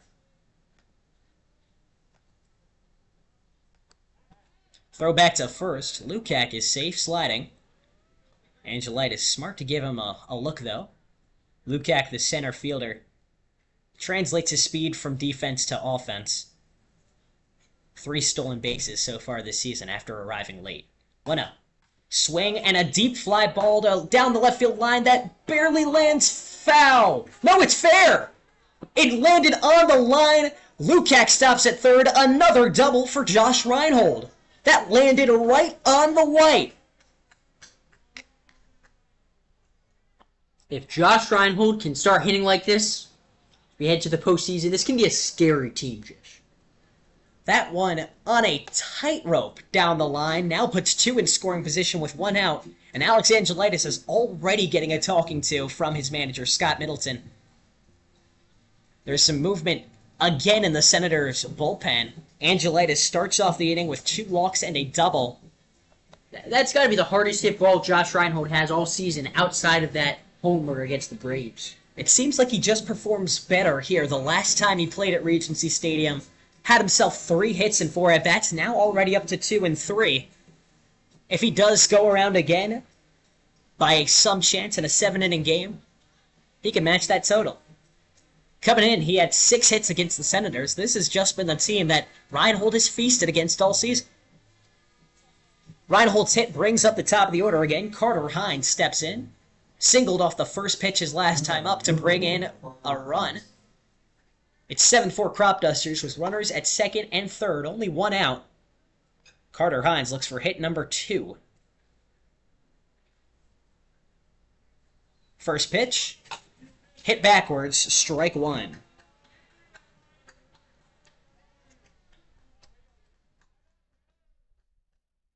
Looks like a balk. It's called. It is a balk. That scores Lukac from third, and Josh Reinhold from second. Or no, Josh Reinhold goes from second to third, excuse me.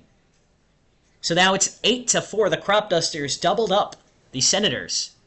The entire infield playing in for this next pitch. With 1 out and a 1-0 count. The world is Carter Hines' oyster. Swing and a high fly ball hit beyond the first base line. Smolinski gives chase and puts a glove on it from foul territory. Reinhold thought about tagging up from third, but decides better. 2 outs on the board and a runner at third. Cropdusters lead 8-4, and Bryce Herb up to bat. Bryce Herb got his first hit his last time up. He is 1 for 3 on the day. Another one would send home Josh Reinhold from third. Angelitis, 1 out away, though, from keeping the deficit at 4. From the windup, he deals. Swing and a powerfully shot ball to right field that lands for a base hit. Reinhold scores from third. Herb's got hit number 2. It's 9-4 Cropdusters in the top of the 6th. They can keep this momentum heading into the playoffs, Jish. This could be a really powerful team. Cropdusters went on a mini win streak last week, 3 in a row before dropping their last 2. But they're right back in the saddle again here in Southern Maryland. 9-4 they lead in the top of the 6th with 2 outs and 1 at first. Jimmy Kirk up to bat, looking for hit number 2. He pops one into shallow right field. Smolinski camps under it and makes the play at the edge of the dirt for out number 3. So hit number 3 for Jimmy Kirk will have to wait. The Cropdusters are 2 innings away from taking Game 1 of this doubleheader. They're up 9-4 over the Senators after we're halfway done with the 6th. Jish Sokolsky, Jack Feldman on the call here on YouTube. Stay with us.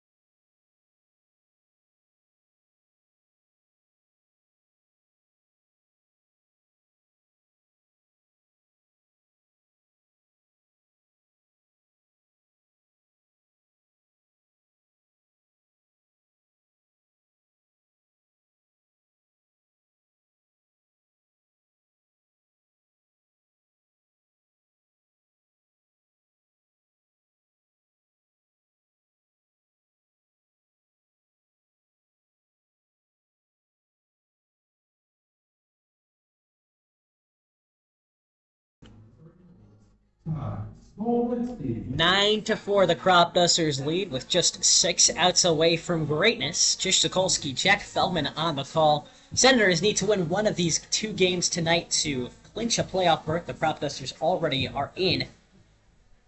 But if the Senators lose both, then it gives the Grays a chance to steal that last playoff spot. First pitch from Cade Ahern to his brother, a ball high to Ty Smolinski, who's 1 for 2 on the day. 1-0. Called strike on the top corner to even it up at 1-1. Cade Ahern came in last inning and got through 3 outs. That's all that was asked, but 2 runs did come across under his and Ben Christine's accord. The 1-1 offering is too far inside for ball 2. 2-1. Called strike on the low corner. The lefty evens it up 2-2. Ahern for punch-out number 1. Can't get it. Powered foul. Smolinski stays alive. Smolinski, the Kansas State second baseman, has made some absolutely phenomenal plays defensively so far today, chasing all over the shallow outfield and infield for pop flies. 2-2, fouled off the opposite field, so we'll do it again. That one smoked into the parking lot. I think I parked far enough away this time. 2-2. Called strike 3 on the low corner. Cade Ahern blows by him with a fastball for strikeout number 1. We learned our lesson earlier this season, Jish. I got my sunroof caved in back in game 5, 6 of the season. Very early on. I've parked no closer than the 3rd row, maybe even 4th row, in every subsequent game. 1 out gone, and the bottom of the order, Silas Boris up. Takes the first pitch inside for ball 1. He's been hit by a pitch and walked, so this is his first quote-unquote at-bat. He fouls off the 1-0 to even it up at 1-1. Cade Ahern just collected his first punch out of the day. Now licking his lips for 2. 1-1 from the windup. Swing and a pop fly, foul. Strike 2. It went over here, Jish. We got the window open. Can make a play. If need be, it could pop over that warning net. What do you think are the odds that it would actually come up to this booth about diagonal from that lefty batter? Perfect angle. It would. 1 in a million. 1-2, hit on the ground, a chopper to third. Reinhold throws across the diamond for out number 2. A 5-3 punch out. Brings out 2 to the scoreboard with the top of the order up. Logan Tribble up. Grounded to a double play to end the 4th inning his last time up. Now with 2 outs again in the top of the 6th, the pressure remains mounted on the center fielder's shoulder. No runners on, and the Senators trail by 5 in a do-or-die game. First pitch too high for ball 1. Logan Tribble stays patient and gets ahead of Cade Ahern. 1-0. Check swing on a called ball just off the top corner, ball 2. 2-0, 2 outs, none on the top of the 6th. Senators looking to climb out of a 5-run hole. Swing and a miss, strike 1. Cade Ahern was all up in his head.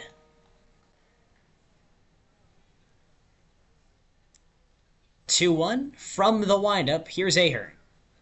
High and in, ball 3. Tribble 1 pitch away from getting on base for the first time today.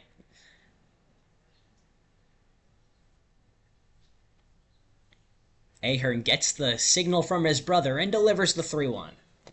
Low and away, ball 4. Tribble walks to keep the 6th inning alive with 2 outs.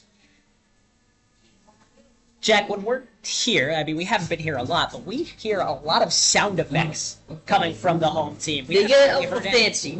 They do, very hit or miss. I'd say maybe 60-40 more misses than hits, but they do get fancy with those sound bites. We haven't heard a lot today. Maybe they're front runners. Maybe they only do it when they're winning. They're down 9-4 with 2 outs in the top of the 6th of a 7-inning game. Nathan Brewer up to bat. Runner goes. Ahern pops up, throws to second, but he's safe. Great jump and a swipe from Logan Tribble to get safely to second. Now Nathan Brewer deals with a 1-0 count against Cade Ahern. Brewer is 2 for 3 on the day. Both of its hits coming off of Ben Christine.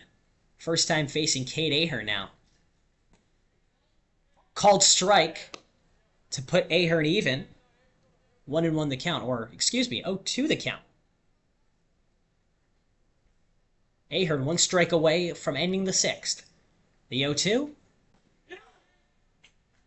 Called strike 3!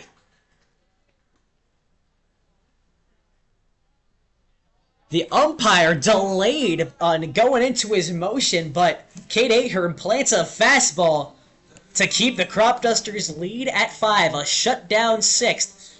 Tunes up the Cropdusters, leading 9-4 for the top of the 7th. Tunes us up to take a break. We'll stay with you on YouTube. If you stay with us, Jish Sokolsky and Jack Feldman on the call.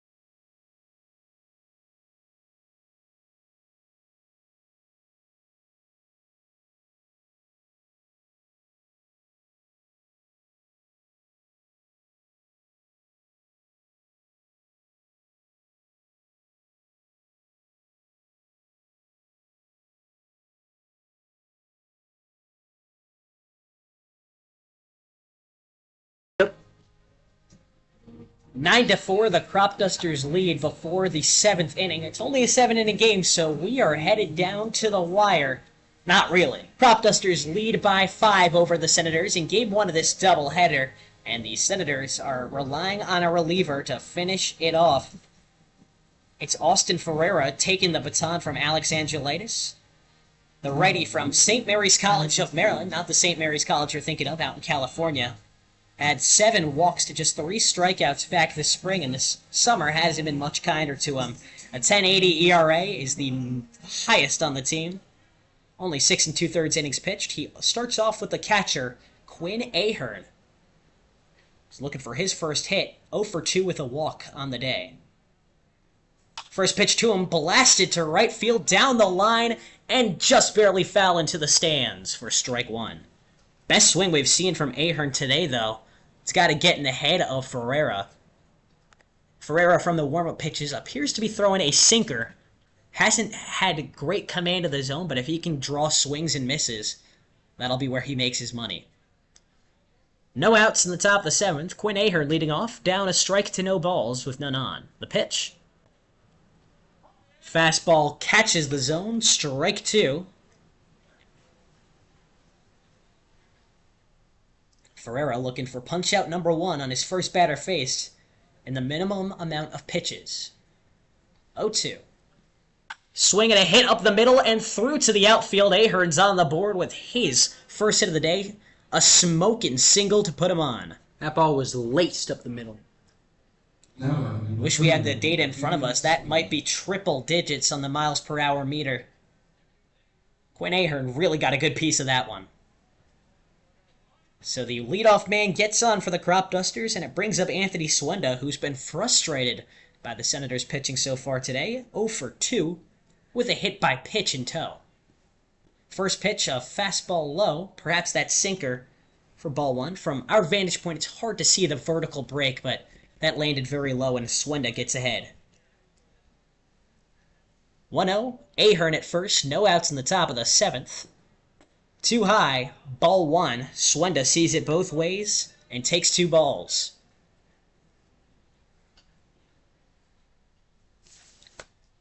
Swenda hitting a perfect 333, not perfect, but a 333 mark coming into the day, 12 for 36. Ahern goes from first, called ball, no throw to be made. Ahern is safe on the steal, and ball 3 comes across the plate.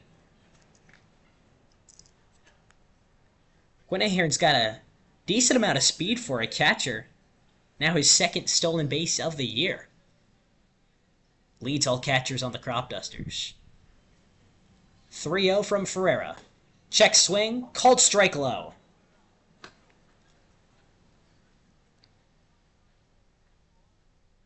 Swenda worked a 3-0 count yesterday before striking out. It's just a matter of finishing the job for him when he gets up that big. We've seen it in the past. Had a season-high 3-walk day against the Aces. He's got to spread those out just a little bit more. You would like it more spread out, Jish? He's got 7 walks on the year. 3 of them came in that one game. I don't know what you mean by that, Jack, so I'm not going to answer. I mean his hits. Oh, well, the hits, yeah. I like it a little more spread out. And there's another hit that falls in front of Groen in right field. Ahern advances to third. Swenda gets his first hit and gets to first. Throw gets away from the infield. Swenda started tiptoeing towards second, but stays content with 1 bag. Runners in the corners now, with no outs in the top of the 7th. Now,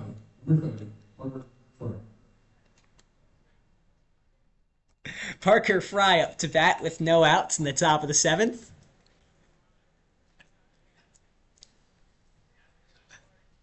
Runners in the corners. Fry already with 1 hit today, the first of the day. He plummets 1 foul down the opposite field line into right for strike 1. Looks like the Senators bullpen is enjoying is that a suite over there? They all in a suite? Down the third base side? They only got a couple guys in the actual bullpen, but if you look up... The Michelob Ultra Lounge, that's reserved for fans on game days when the Blue Crabs play. 0-1. Golfed into left, and it falls down at the line for a base hit. Ahern jogs to the home plate, where he makes it double digits for the Cropdusters. It's 10-4 now in the top of the 7th of a 7-inning game. Parker Fry gets his second hit and knocks in his first run. Still no outs in the top of the 7th. 3 straight hits conceded by Ferreira. Swenda's at second, Fry is at first. Ahia Koje now looking for his first hit. A walk, a hit by pitch, and a strikeout. He's done literally everything else. 2 on. First pitch. A low strike. Sinker catches Koje looking. And Ferreira gets ahead for the second time this outing. Still yet to record an out with help warming up in the bullpen. 0-1, no outs, 2 on. Koje pops one foul to go down 0-2. Okoje has 2 homers on the year, both of them pulled over the left field fence. And here at Regency Stadium, where the left porch is brought in a little bit, it's the perfect ballpark for him to get his third. He'll have to do it now or never, though. 0-2, hit foul, he'll stay alive. In a 7-inning game, we're in the top of the 7th. So this, more than likely, is Okoje's last at-bat, because the Cropdusters lead by 6. It'd be pretty unbelievable if it wasn't, Jish.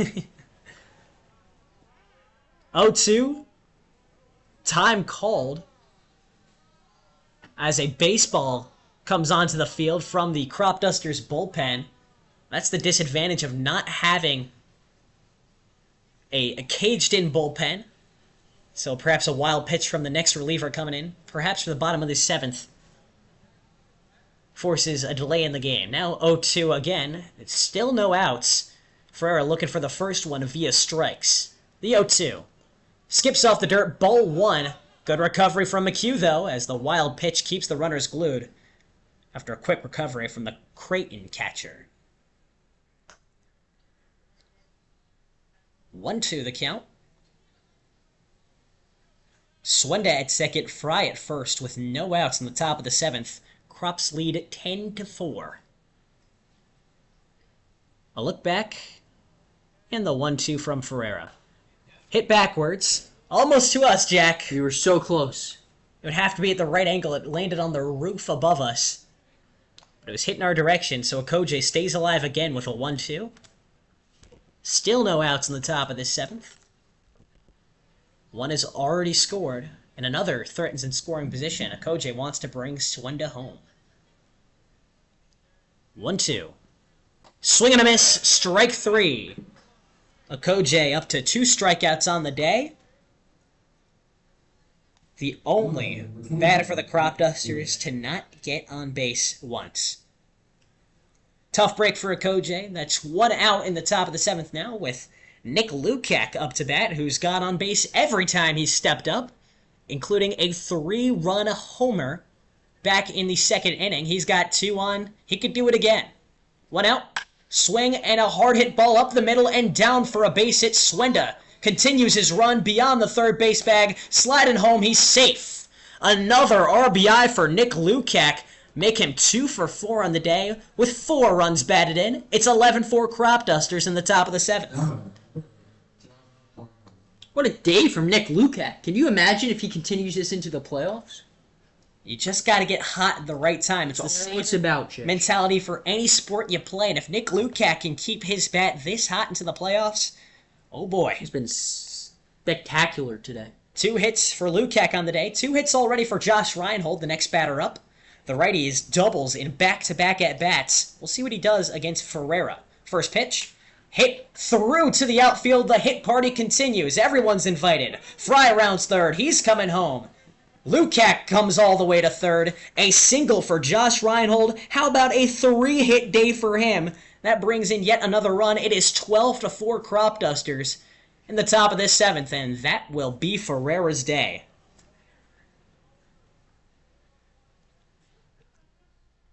Three runs have already scored, only 1 out to speak of. A tough day for the Senators reliever. Austin Ferreira walks back to the dugout with his head hung low, Only a third of an inning pitched, 3 earned runs, 5 hits, with 1 strikeout on 6 batters faced. It's tough. Not what you want. Now there's runners in the corners with 1 out as the new reliever grips the rosin bag before we continue this game.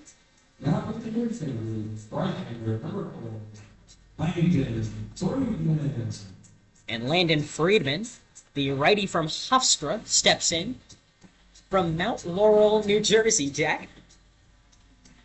Didn't get a lot of run in the spring, only pitched in blowout losses, including a 30-3 loss to Monmouth. He got no outs. Yeah, that's baseball. Oh my God. That sounds like a football score, doesn't it? Yeah, Landon Friedman has pitched in those kinds of games. He's also pitched against the Cropdusters, though. Appeared in the 10-0 loss. But he was their lone bright spot. Came in for 1 inning, allowed just 1 hit, but 3 strikeouts. A hit and a walk, that is. Friedman this summer has the 2nd highest ERA in the team, just below the reliever he's tagging up for, Austin Ferreira. Friedman has a 10-12 ERA in 10 2/3 innings pitched. 12 earned runs with 12 walks and just 8 strikeouts. He's 0-1 on the year in 9 appearances. I'll have to deal with the top of the order, starting with Carter Hines, the righty shortstop. 1 for 4 or 1 for 3 on the day with a walk. Now getting his 5th plate appearance in a 12-4 blowout lead for the Cropdusters. Wonder what the mercy rule is in a 7-inning game, because in typical California Premier League games, if you're up by 12 after 7, the game's over. But in a shortened game, you wonder if the threshold is lower. 1 out, runners in the corners. Carter Hines tags both sides of the plate and steps into the righty box. First pitch from Friedman, foul backwards, strike 1.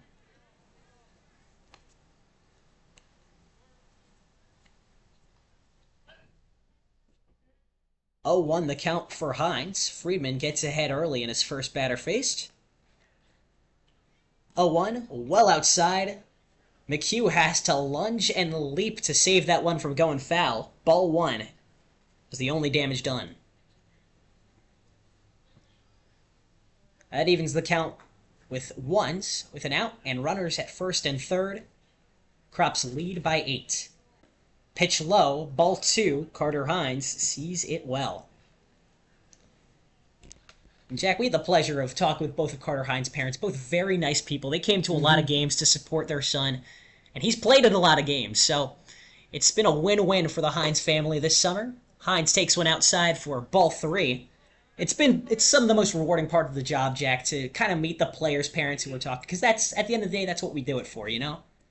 A lot of players travel from all parts of the country. All we want to do is, give people everywhere a slice of home.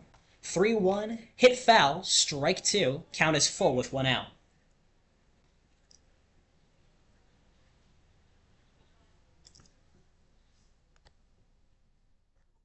Twelve to 4 the Cropdusters lead.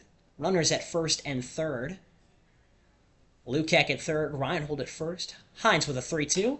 Hits one up the middle off of Friedman's foot, who recovers quickly, throws to first. A painful play for Friedman, but nevertheless he persisted for out number 2. It advances Josh Reinhold to second, but Carter Hines is out on the grounder. Hopefully he's okay. You never want to see a comebacker. That's always scary. Luckily got him down low. Nicked off his plant foot, so now the trainer's going to have a few words with him, make sure he's okay. There's nobody warming up in the Senators' bullpen, so with just 1 more out to go, I'm sure he'll power through. 2 runners in scoring position, and Bryce Herb up to bat. 2 for 4 on the day. Runners at second and third. Another hit could blow this game wide open and bring the Crops lead to 10. You wouldn't believe me, Jack, if I told you that in the last 2 games, the Cropdusters combined for just 3 runs. They've quadrupled that, and we're not even done with 7 innings today. It's been pretty emblematic of the season. First pitch to Herb. Hits off his back. That loads the bases with a hit by pitch. And here comes Jimmy Kirk.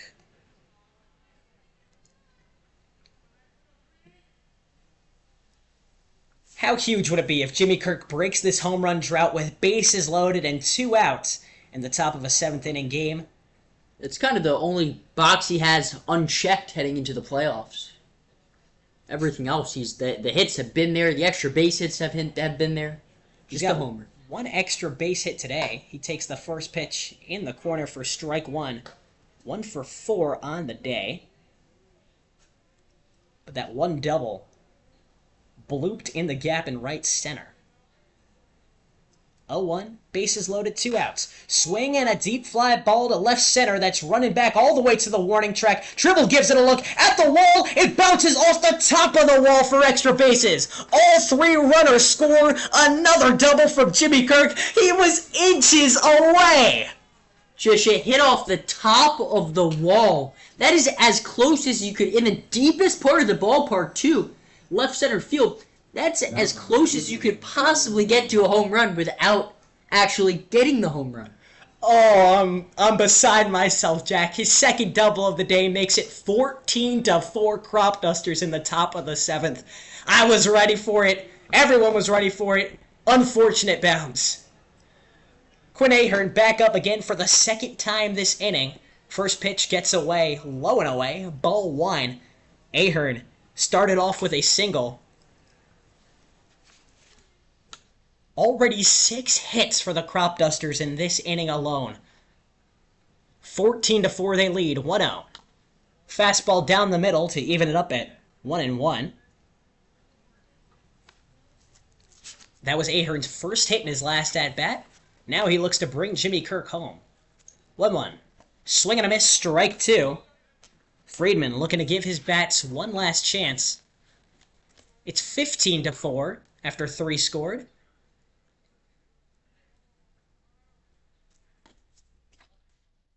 Ball low to even it up at 2-2.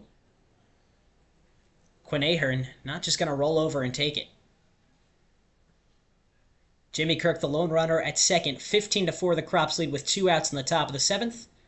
Skips away. A wild pitch will send Kirk to third, where he will stay with 2 outs. And with 3-1 count for Ahern. Could not have drawn up a better game right before playoff time. Well, perhaps everybody on the team hit it. They still have to play one more before the playoffs. That one they're going to bring in the entire team and let everybody eat. Cropdusters have handedly taken this one. We still got 4 more outs to go, but Ahern takes one low and away. Ball 4. He gets on for the second time this inning with a walk, his second of the day. There's still room for the Cropdusters to pour it on more. The most runs they've scored in a game is 16. The 16th run is Jimmy Kirk. He stands at third base with Anthony Swenda up to bat. Got his first hit his last time up. A single. And that was earlier this inning. First pitch is hit straight up in the air, burying towards right field. Groen stares at it, jogs forward, and makes the squeeze for out number 3. Finally, the inning is put to bed, but not before 6 runs come across for the Cropdusters in the top of the 7th. Senators with one more chance to gain any ground back. But the Cropdusters, all in all, have taken this one handedly. It's 15-4 with just one more half frame to go. Stay with us for the bottom of the 7th. Jish Sokolsky, Jack Feldman on the call.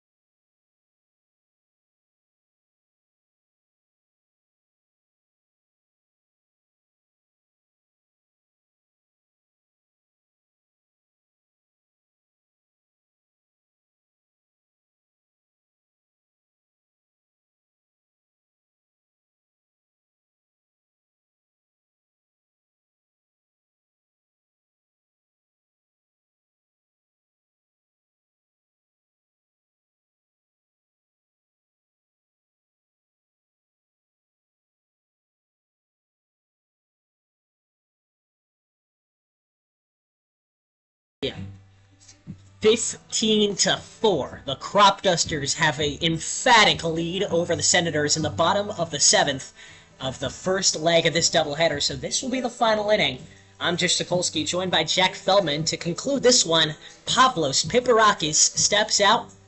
The all-star pitcher for the Cropdusters looks to slam the door shut on this one.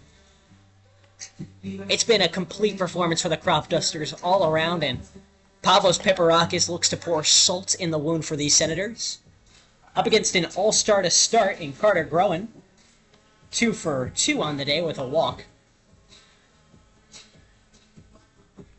The Cropdusters have already clinched the playoffs. But the Senators need to win one of these next 2 to get in themselves, but it won't be this first one.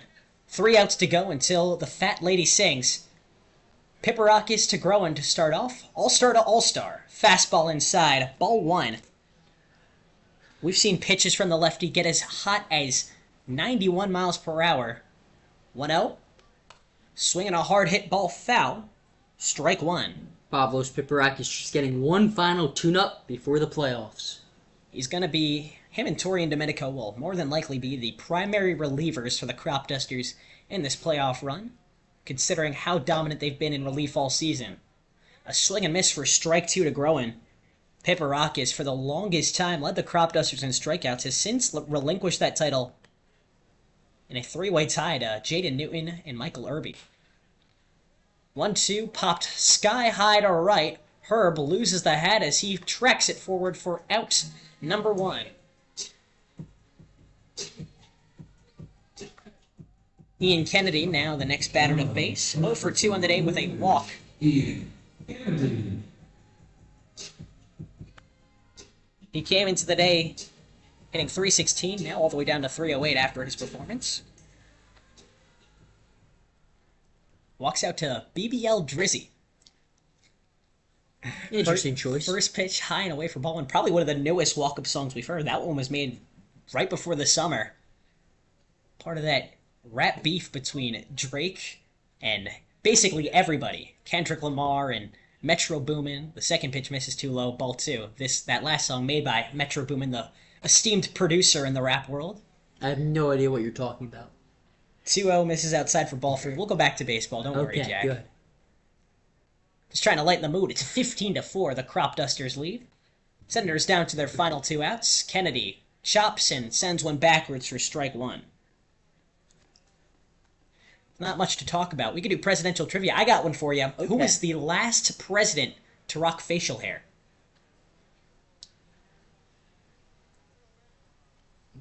You're going to have to think. I'll get back to you. 3-1, swing and a miss, strike 2. Really? Piparakis looking for punch-out number 1. Look, it's been a while. It has been a while. Was it? 3-2. Blasted foul, we stay alive. Was it, like, before the 90s? It was before the 90s, yes. Okay. I don't know. I mean, was it, like, a long, long time ago, or, like, not? I'd say pretty long ago. 3-2. Hit sky high and fouled again. Piparakis will have to wait before getting his 25th punch-out on the year, which would have him tied for first with Garrett Corbett. Full count, 1 out. Got an answer before he pitches, Jack. Do not. But Kennedy has an answer for Piparakis. Takes the 3-2 low for ball 4. He walks to first. All the presidents I think of that have facial hair are like from like the early 1900s. I can't think of anyone. That's the right ballpark. Yes. I can't think of anyone after Lincoln that has facial hair. Is that your final answer? I mean, I know there is, but yeah, sure, Lincoln. Why not? The last one to rock a mustache was William Howard Taft. That was over 100 years ago at this point, here in 2024. Pavlos Piparakis, maybe perhaps carrying on the legacy of William Howard Taft with a mustache of his own. He just let his first runner on with a walk. Now he's up against Nate McHugh, the catcher. 0 for 2 on the day with a walk. First pitch misses for ball 1. Brack's a little slimmer than Taft. Yeah, well... If he wasn't, that would be a problem. There are plenty of big people who are slimmer than Taft. Piparakis, not nearly in past Stuck in a bathtub. I don't think Pavlos would get stuck in a bathtub. Second pitch skied for ball 2. Although I do have to, I mean, the bathtubs back then, how hard? They were tiny. How hard was it really to get stuck in a bathtub? 2-0. Swing and a high fly ball. That's not leaving the infield. Parker Fry, the first baseman, stays close to his bag and puts a glove at his eyes and comes up with the ball for out number 2. Senators down to their final out in the bottom of this 7th. They trail by 11 with 1 runner on. Mikey Guy up to bat. I got another one for you. Who was the first president to visit China? First pitch to Guy, buried in for strike 1. Jish, I have no clue. That'll be Richard Nixon. 0-1, 2 outs, 1 on. Popped foul, that's strike 2. Piparakis 1 strike away from his first K of the day and the last for the Senators. They are down to their final out in the bottom of the 7th, and they trail by 11 to the Cropdusters. 0-2. Too low, ball 1. Piparakis will have to wait. What president played college baseball? Played college baseball? That would be George Bush, the second one, not the first. 1-2. Ball 2, outside. Lefty dealing to righty. He played in the Ivy League, if I'm not mistaken. I forget which one, though. That would be, what was that, Harvard? I think it's Yale. One of the two. Those are the 2 big ones. Yeah. 2-2. Inside, ball 3. So Piparakis was 1 strike away in the last 3 pitches, and has thrown balls in all 3 of them. Full count, game on the line. Can Piparakis put Guy away? Here's the 3-2. Swing and a grounder, chopped to third. Reinhold throws on the run, back to first. That's the game. Cropdusters take the first leg of this doubleheader, and they do so handedly. 15-4 over the Southern Maryland Senators. We're only a half hour away from the Cropdusters playing again, and if they're still hot, then the Senators are at risk of missing the playoffs. They just need 1 to clinch. Cropdusters 1 win away from ending the year at 18-18 and 500. Great offensive day by the Cropdusters. Certainly, a lot of these hitters tonight are hitters that could potentially be seen in the playoffs, and it's just a good sign to see the offense break out like this. A great offensive day. The pitching held strong when it needed to. 15-4, the score of the first leg. We'll return in about half an hour for the second leg of this doubleheader, one that the Senators desperately need. So until then, I've been Jish Sokolsky on Game 1. Jack Feldman will have you covered with play-by-play for Game 2. Thanks for joining us for Game 1, and we'll see ya in about half an hour. Stay tuned to our YouTube for that one. Good.